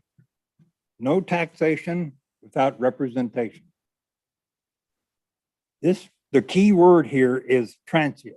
They are the ones that are paying this tax, yet they will not benefit from this tax any way whatsoever. We come down the interstate or we come down the highway, we get off the highway, we stop at the motel, we pay our fee for the room. We stay the night, we get up the next morning and we continue on down the highway. How is this benefiting the transit people? It isn't. You're stealing from the people. You're forcing the motel owner to take money from these people who will not benefit from it. They used to deal with them kind of people years ago. You're misusing this money for other than what it was intended for. We pay gasoline tax to repair our roads. We pay taxes to support our farm economy. So if you're using this money, I think that you're violating the law. You're abusing your power. And if you're going to do this, it should be put to the vote of the people. For 5 people to make this decision that affects 5 people, 50 people, 500 people, that's not a fair representation of the people. So this tax is wrong. You keep taxing the people, pretty soon, we're going to be taxed out of business ourselves. Transit tax is not right.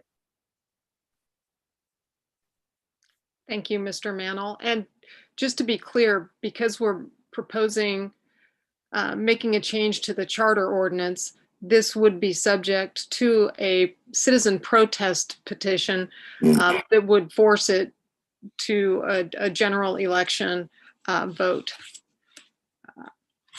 So there is, obviously subject to a successful protest petition, there would be an opportunity for the public at large to weigh in on that. But Is there- I'm sorry. Oh, I'm sorry, go ahead, Mr. Mantle. The transit people will not have a voice in this, and yet they're the one that's paying the tax. Gotcha, I got your point now. Thank you very much. Is there anyone else who would like to speak? Or anyone online? And if you are available, or if you are online, you can raise your Zoom hand or turn on your camera and wave your actual hand. Mr. Farber, go ahead. Thank you, Chad Farber again. And to reiterate the fact that Ms. Baltazar just said, I'm taking a trip this summer, and I've already tried to map out. I'm old school. I used to use AAA, the old map out your way type deal. And one of the things that I looked for was a good rate on a hotel room. And there are certain cities around the area, not just our area, but nationwide, where the cost is higher. And so I made a choice to drive an extra hour on my trip to stay in a hotel with a lower rate just to fit my budget. And I appreciate what the commissioners have said already.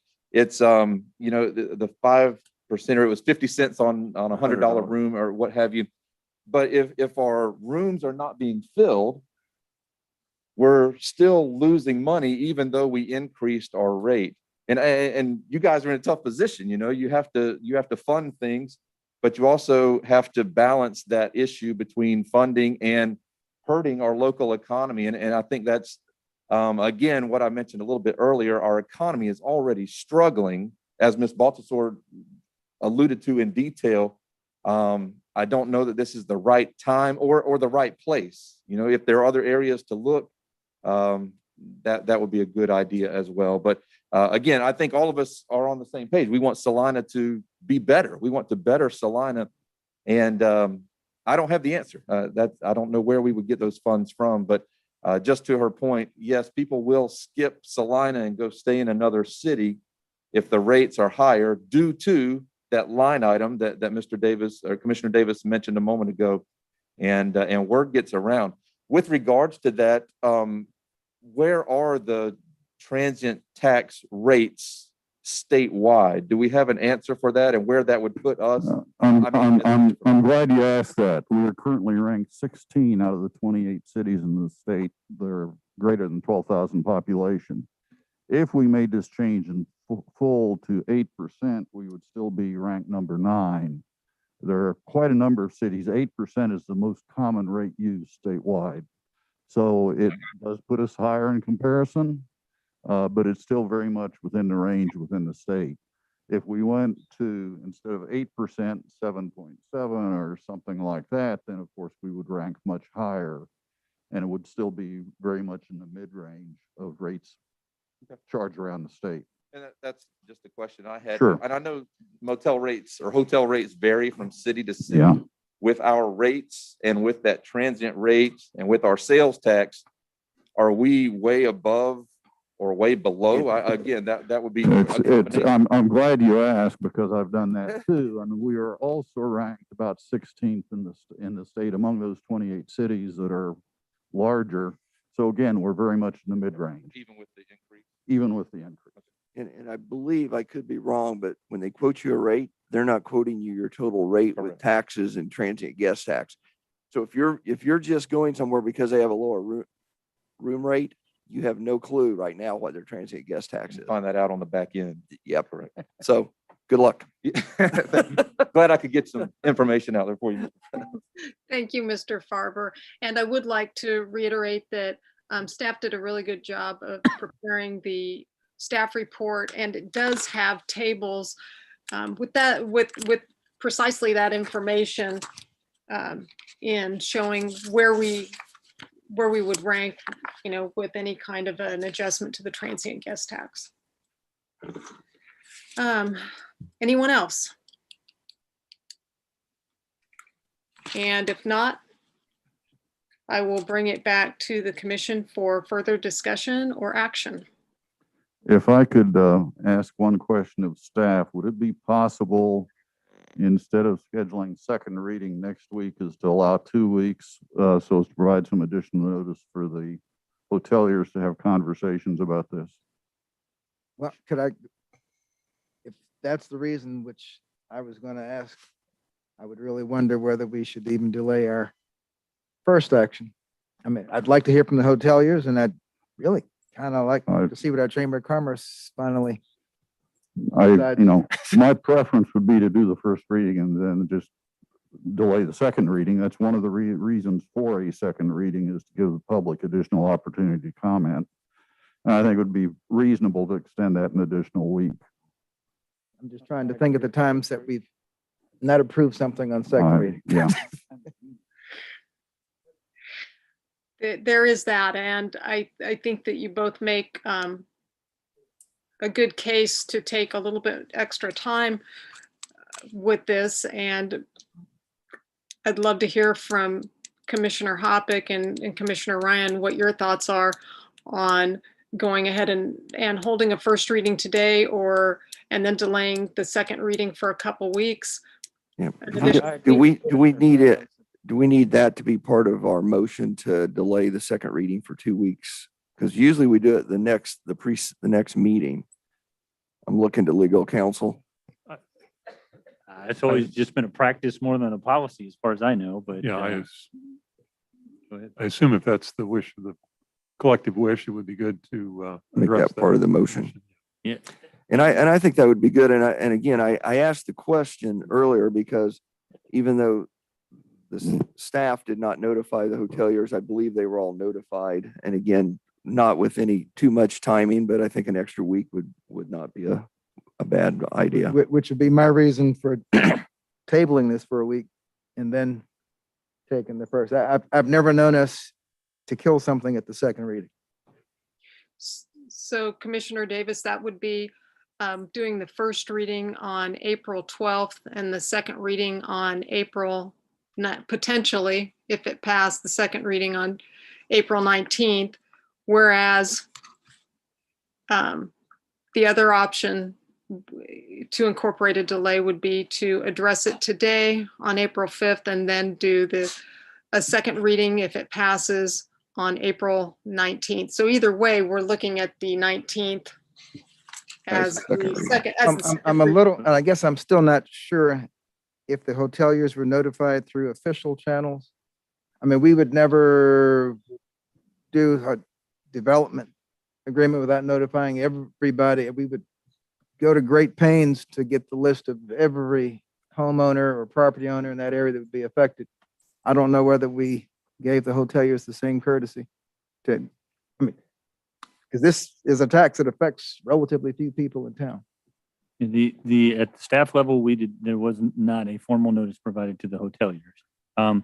Typically, the only formal notice that we provide is when it's required as a planning and zoning requirement statutorily. So a development agreement, that isn't necessarily the case, but a rezoning. Rezoning is probably what I should have said, Right, yeah. and then that's within a footage perimeter of the subject property. But, so two things, I guess. You've also mentioned wanting feedback from the chamber. I don't want to speak for the chamber, but looks like their next meeting is the 28th of this month. So I don't know whether they'd be able to provide. I do not want to delay it that long. Yeah. Once we pass this, we're not bound to that 8% level. We could still do something else. So, But we're executing a tax that affects 50 people in town. And I think we should at least have invited 50 people or let them know formally we were going to discuss this today. It may not change the If- ultimate action. It's just, Commissioner Davis, if we end up on the 19th in both cases, it's immaterial to me how we get there. Same way. That's, So if you want to delay first reading adoption to next week and then second reading the week after, if it passes next week, then I'm fine with that. thank you. Okay.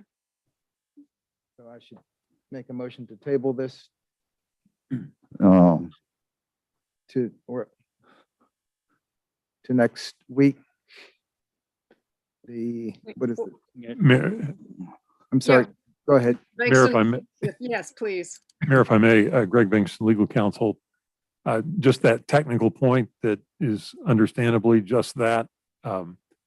Tabling is generally when you set it aside to bring it back during the same meeting. I think we are wanting to postpone to a specific date. Thank you. It's option 3 on the blue sheet, I believe. Seriously? Yeah, Okay. thank I didn't know that until just now either. you. Okay. Mayor, I move we postpone consideration of the proposed application to a specified date, well, to April 12th, 2021. Is there a And second? And to provide notice to hoteliers. That's fancy legalese or not, but that the I think issue we will be. understand your point. I'll second the motion. Thank you.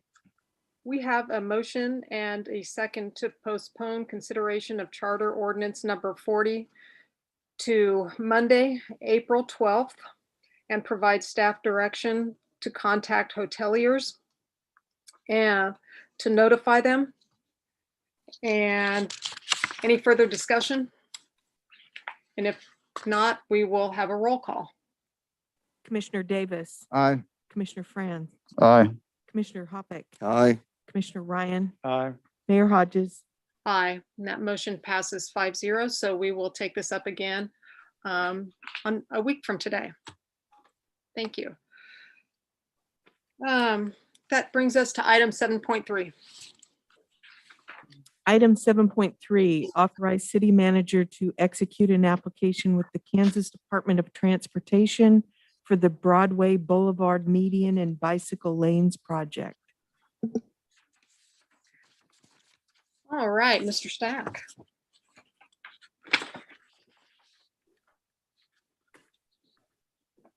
Thank you, Madam Mayor and Commissioners. I am presenting today just a project we've worked on before, had some study sessions over the years. And Marty Schukert, who you heard earlier today, helped us with a kind of a planning approach to that corridor a few years ago, and we were never really able to get it to go anywhere. It was pretty expensive, and just there's a lot to it. And so we've tabled it somewhat over the last few years and have tried to bring it back to you. Maybe we're thinking about it this year, actually, because the medians are definitely an eyesore out there, have been for quite a while. And we felt like that we're going to try to do something with those this year. Well, at the same time about that, is it seems like KDOT has now requested proposals from the different counties in the state for a cost share program. They do that typically spring and the fall each year. The last few years, they've awarded some projects to trying to spread the money around throughout the state to help communities and cities and counties and big towns, small towns complete projects at some shareable fund approach that they can be a partner with each community. So we felt like that was this is a possibility for that. I guess this is a this cost share proposal for this year or for this spring is based a little bit on a county who's had a decline or lost some employment due to COVID. So we are Saline County is one of those counties who will get extra consideration due to the fact that we have had some reduction in or some increase in unemployment due to COVID. So we felt like this is a really good time to apply for something. It was the application or the invite to propose came out at the beginning of March, and it was a fairly short time frame to turn around and try to get something in the hopper to propose on. So staff has met a few times to discuss what do we have that's been kind of in the radar, or something we have at least a preliminary plan for, or preliminary some preliminary ideas on. And well, Broadway came up quite a bit, and so that's why we felt like Broadway corridor would be an option to maybe propose. So the application is actually due this Friday, and we are proposing the project to remove the medians and replace them with a brick median similar to the downtown streetscape project. And the median brick, I should say non-median, no raised median, it's a flush median is what I should say, to minimize and to eliminate most of all the conflicts in that corridor for turning and access that's been a problem there for years.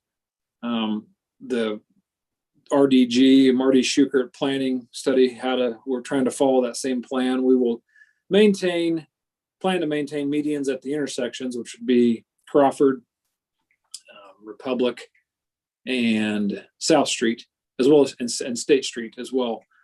Similar to where we would anywhere else in town, like any streets that we have intersections with turn lanes, we try to maintain the medians if we can. So in that case, we would do that, but everywhere else we would remove the medians and replace them with a much nicer flush median. We could, there's enough room out there to allow to add bike lanes. So we feel like that's something was part of the study that we could do with some restriping and adding the bike lanes. Beautifying the corridor basically from curb to curb. So that is our approach, our proposal, $1.8 million approximately for that, which would require a $190,000 match from City of Salina at a 90-10 split. So we are, that's our proposal. And I guess we have in the packet, you'll see kind of our city staff got some, just some aerial maps of kind of what we're proposing. So hopefully we can go through that a little bit more in detail if you'd like, or I can just answer questions. Any questions for Mr. Stack, or any further details that the commission would like to hear? I just have one question, Commissioner Davis. Do the bike lanes merge onto the sidewalk to get across the Broadway bridge? Or do they go off to Ash? I mean, what happens to them when they get to Ash Street? Well, that's a good question. Ash is actually our proposed Ash right now actually is a bike route in certain portions along Ash. So we feel like it goes over all the way to College Street now, Ash, from basically Oakdale to College. And so we would propose extending the bike route or the bike lanes, bike sharrows, whatever we need to do on Ash Street to Broadway. And then so a person is biking on Broadway would just then turn at Ash and go to the east in that case. We don't have bike lanes over the bridge, and you could, there is a sidewalk though across the bridge, so you could get onto that sidewalk. That would work, but at this point we were just trying to hook it up with an existing bike route in town, which was at Ash and a Republic actually as well. Republic and Ash are two of our east-west routes in town that are mostly marked now. All right. Thank you. Yep. I presume we would maintain 4 traffic lanes throughout the project area. So that would stay the same. The median or the flush median, the new flush median might be a little narrower, and each of the traffic lanes is going to be just a little bit narrower to make room for the bike lanes. And there'll be a bike lane on each side.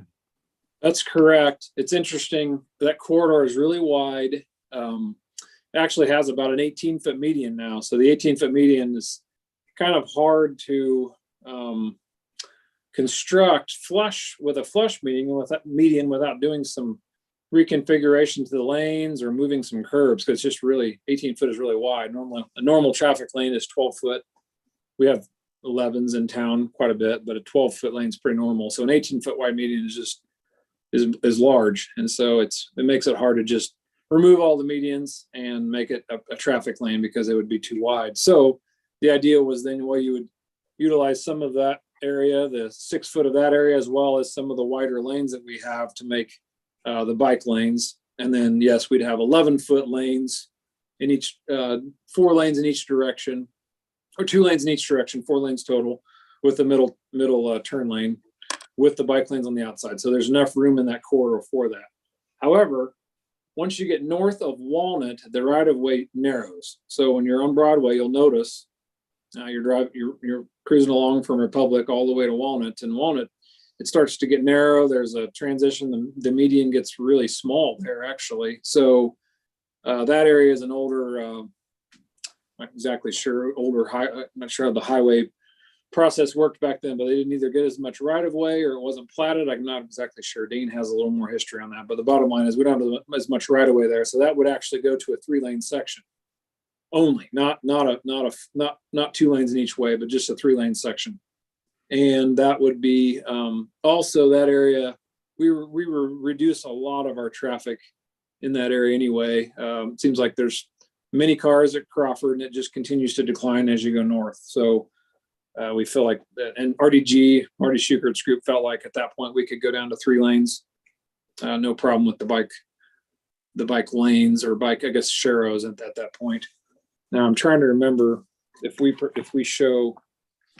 We'll have to look at that a little bit more though, because I'm not sure if we can get 4 lanes in there with sharrows or 3 lanes with bike lanes. So that is something that RDG helped us with, but I don't exactly remember what they showed on that. Mr. Stack, what happens if we're not awarded the full amount? What are we funding?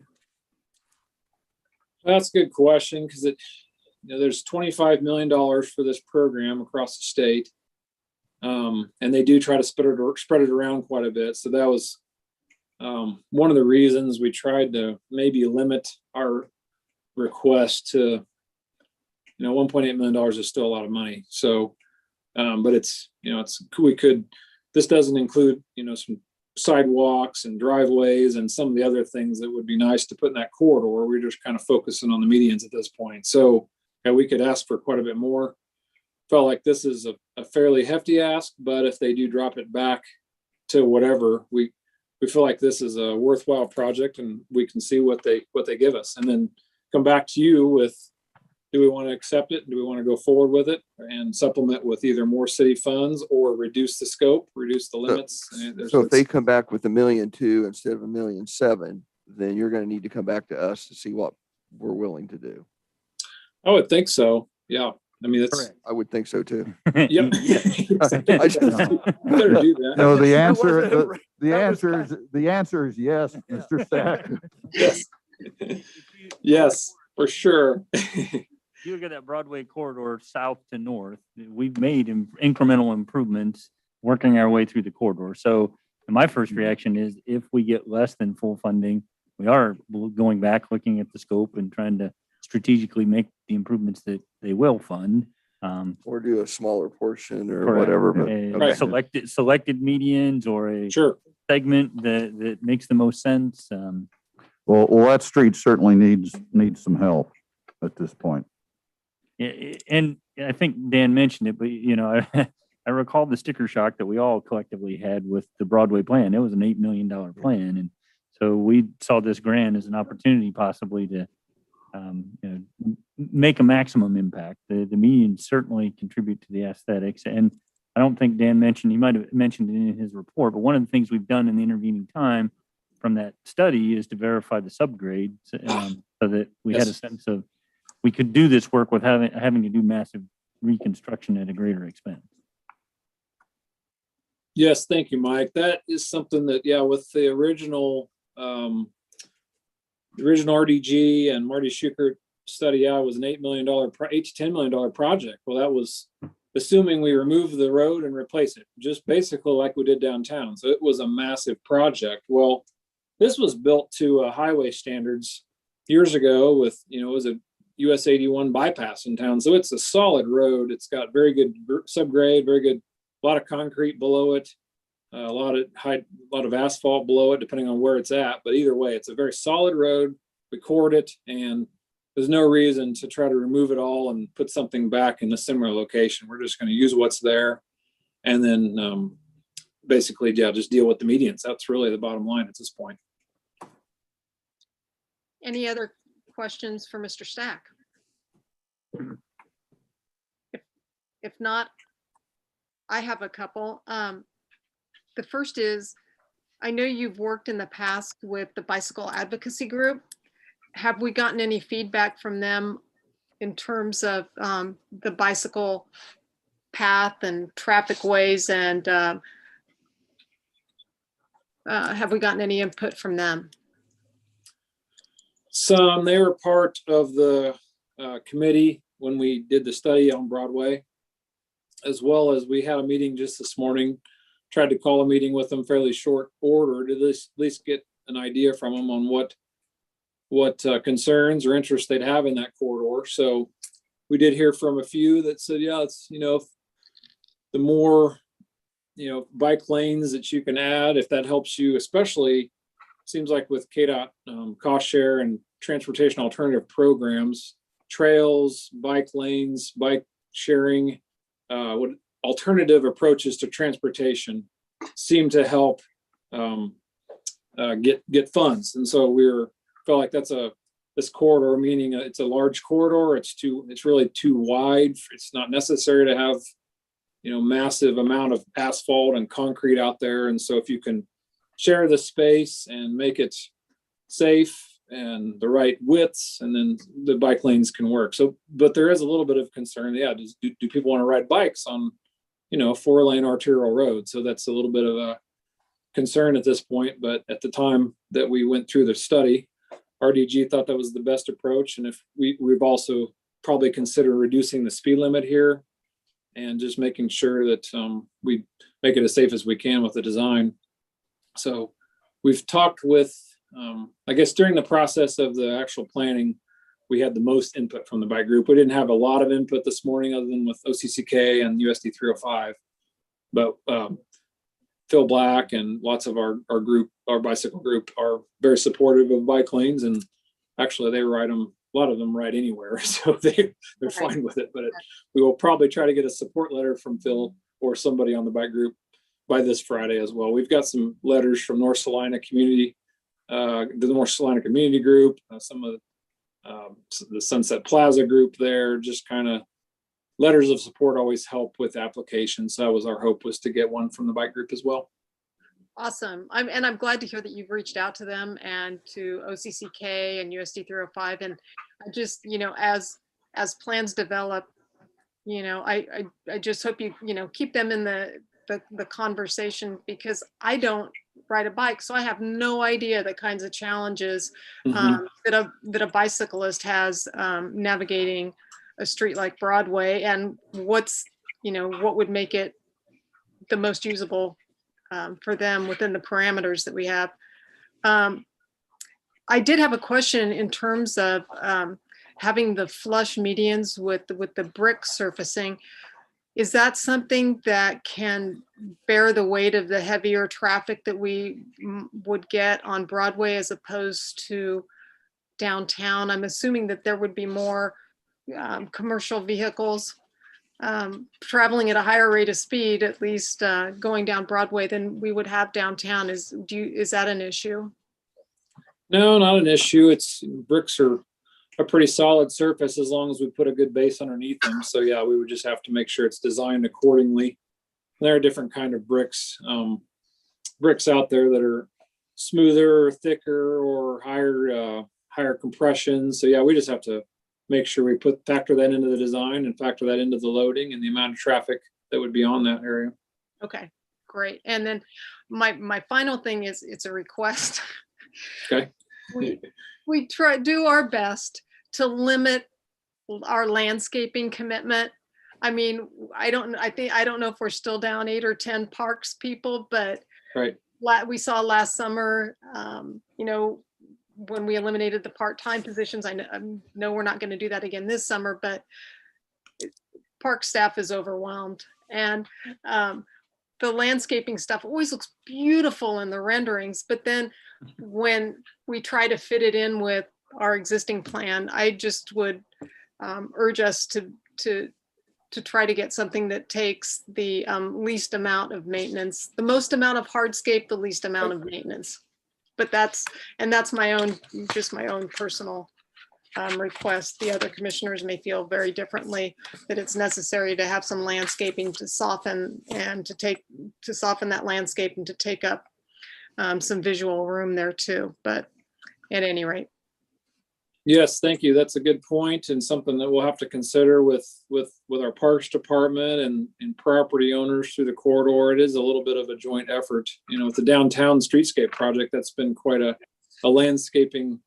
It's neat and it's very nice, but it's a challenge to maintain as well. And so a partnership with SDI is something that's kind of been key to help us with that downtown and volunteers as well. So with the Broadway corridor, it'll be a little bit different. We'll just have to work through that process as well, and definitely take your comments, because it's, engineers for easy, we just concrete and asphalt the whole thing. Well, you see what that looks like, so we don't maybe want to do that. So we'll have to get some kind of a balance before maybe some landscaping and some bricks and some prettiness, but not a lush corridor that requires a lot of maintenance and a lot of water and that kind of thing. So it's a balancing act, and it'll be a process to go through. So we'll keep you in the loop on that, and hopefully end up with something we can all work with.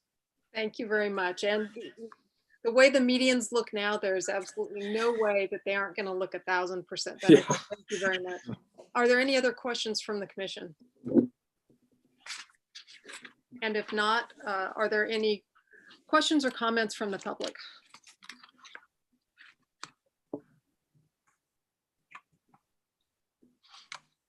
Doesn't look like it, not here. All righty. And I don't think I see anybody on the virtual, so I'll bring it back to the commission for further discussion or action. Mayor Hodges, I move we authorize the city manager to execute an application with the Kansas Department of Transportation for the Broadway Boulevard Median and Bicycle Lane project in the amount of $190,000 City of Salina funds and $1,710,000 cost share program funds from the state. Second. We have a motion and a second. Could we have a roll call, please? Commissioner Davis, Aye. Commissioner Franz, Aye. Commissioner Hoppeck, Aye. Commissioner Ryan, Aye. Mayor Hodges. Aye, that motion passes 5-0, which brings us to item 7.4. Item 7.4, resolution number 21-7948, amending the City of Salina classified pay plan to add a new classification to the executive senior staff schedules. All right, I don't know if this goes to Mr. Scragg or I think it back does. to the commission. Well, yeah, I am going to defer quickly, but I can give you a quick report. Earlier in the year, you suggested that you were open to adding this position to address kind of capacity or add capacity in the city manager's office. And more recently, you more clearly directed that you wanted this on your agenda. So the item that you have before you is a resolution that would create the position of the assistant city manager and place it in the executive pay schedule and pay grade 5. It would be kind of at the highest level with the other department heads and below the deputy city manager position. In the staff report there, I've provided you the pay range beginning at $85,560 and topping out at $136,595. In the fiscal note, we did try to anticipate the additional costs above and beyond base salary, everything from FICA and unemployment and health insurance and those type of expenses. So that pay range then equates to a cost range of about 116 to 176 if they were fully topped out. With respect to how to pay for that, we obviously didn't budget for that in the 2021 budget year. We were early in the fiscal year, but we are seeing some savings in various locations. If you choose to go forward, we'll just have to be mindful of for the 2021 year budgeting to that number or managing to that number. And then we certainly have to factor that in budgets going forward. So With that, the resolution that you have before you is the action that's necessary pursuant to the personnel policy for you to authorize the addition of the position. And your options are like your standard options. You could approve it, you could amend it, you could postpone, or you could vote to deny. I'd be happy to answer any questions you might have. Thank you. Any questions for Mr. Scragg? I have no questions, but I just wanted to make a comment that for the general public, this comes from the city commission. This is not a request from the city manager. We have a lot of things continually on our plate, and we believe that this position can help make our city staff more efficient. We can come more proactive than reactive to different things that come before us, whether it's dealing with the housing, baseball enterprises, the tennis deal. We always have something, and we need to be able to divide up some of the department heads among the different executive staff, and we think this is the best way to accomplish that. So, Very, very well said. I do have one question, actually, a comment and a question. The question first is why an assistant and not a deputy? We talked about that a little bit. Very frequently you see one deputy and not multiple deputies. And so trying to maintain that organizational structure. Our conversation was still to divide up oversight of department heads among the deputy and the assistant, and with the expectation that the deputy is probably going to have the heavier Which load. means the assistant is really functioning as a deputy, because that's one of the distinctions. Well, part of our thinking is that amongst the departments that would get assigned, there would be a noticeable distinction in responsibility between the deputy and the assistant. Do you think we will attract candidates other than somebody just out of graduate school? I'm with some hopeful. experience? There are quite a few managers and assistants in other cities in Kansas alone. So yeah, I'm optimistic that given everything we've got going on in Salina, that hopefully We used to have an assistant schedule there, and that went by the wayside at some point. I'm not sure why. And then we often had an intern in addition to that. Correct. So, okay. Yeah, I've heard about the good old days. I've been here for going on 16 years now. yeah. I think we did have some interns paid, and then we had one industrious person come in and say, "I'm coming to work whether you pay me or not." They ended up making it into our organization long term. Well, I guess I want to make clear my expectation would be we get somebody with some experience under their belt.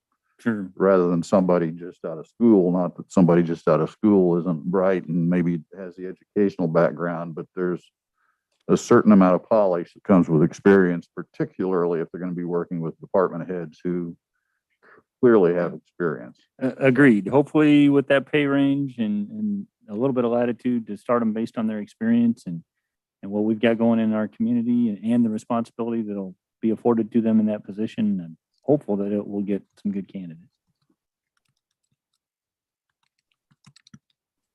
Any other questions or comments from the commission?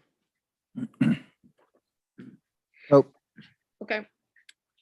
I guess the only thing I'd like to say is, and I've tried to make this point again and again, you're probably tired of hearing it, but I think sometimes we need to acknowledge in our rush to right size city government, sometimes right sizing isn't sizing down, sometimes it's sizing up, and it's always a worthy goal to try to become more efficient.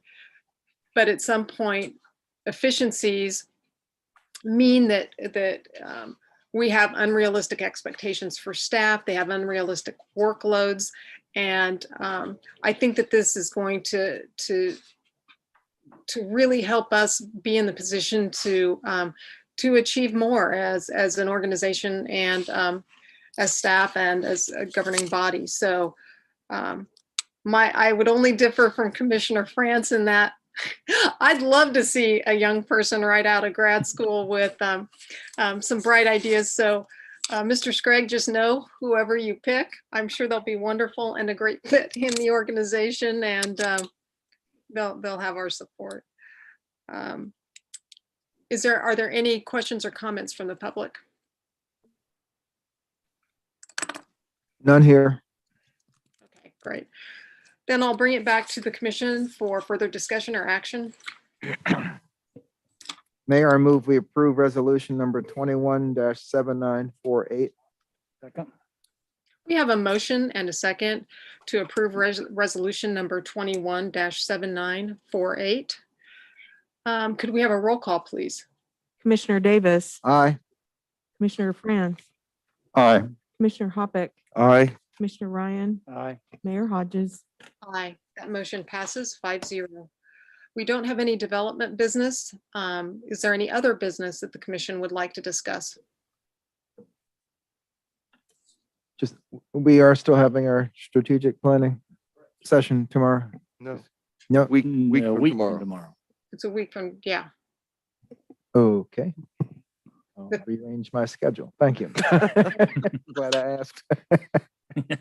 Well, it would probably be a very effective strategic planning session, because you could get all your goals and everything lined out probably a lot more expeditiously.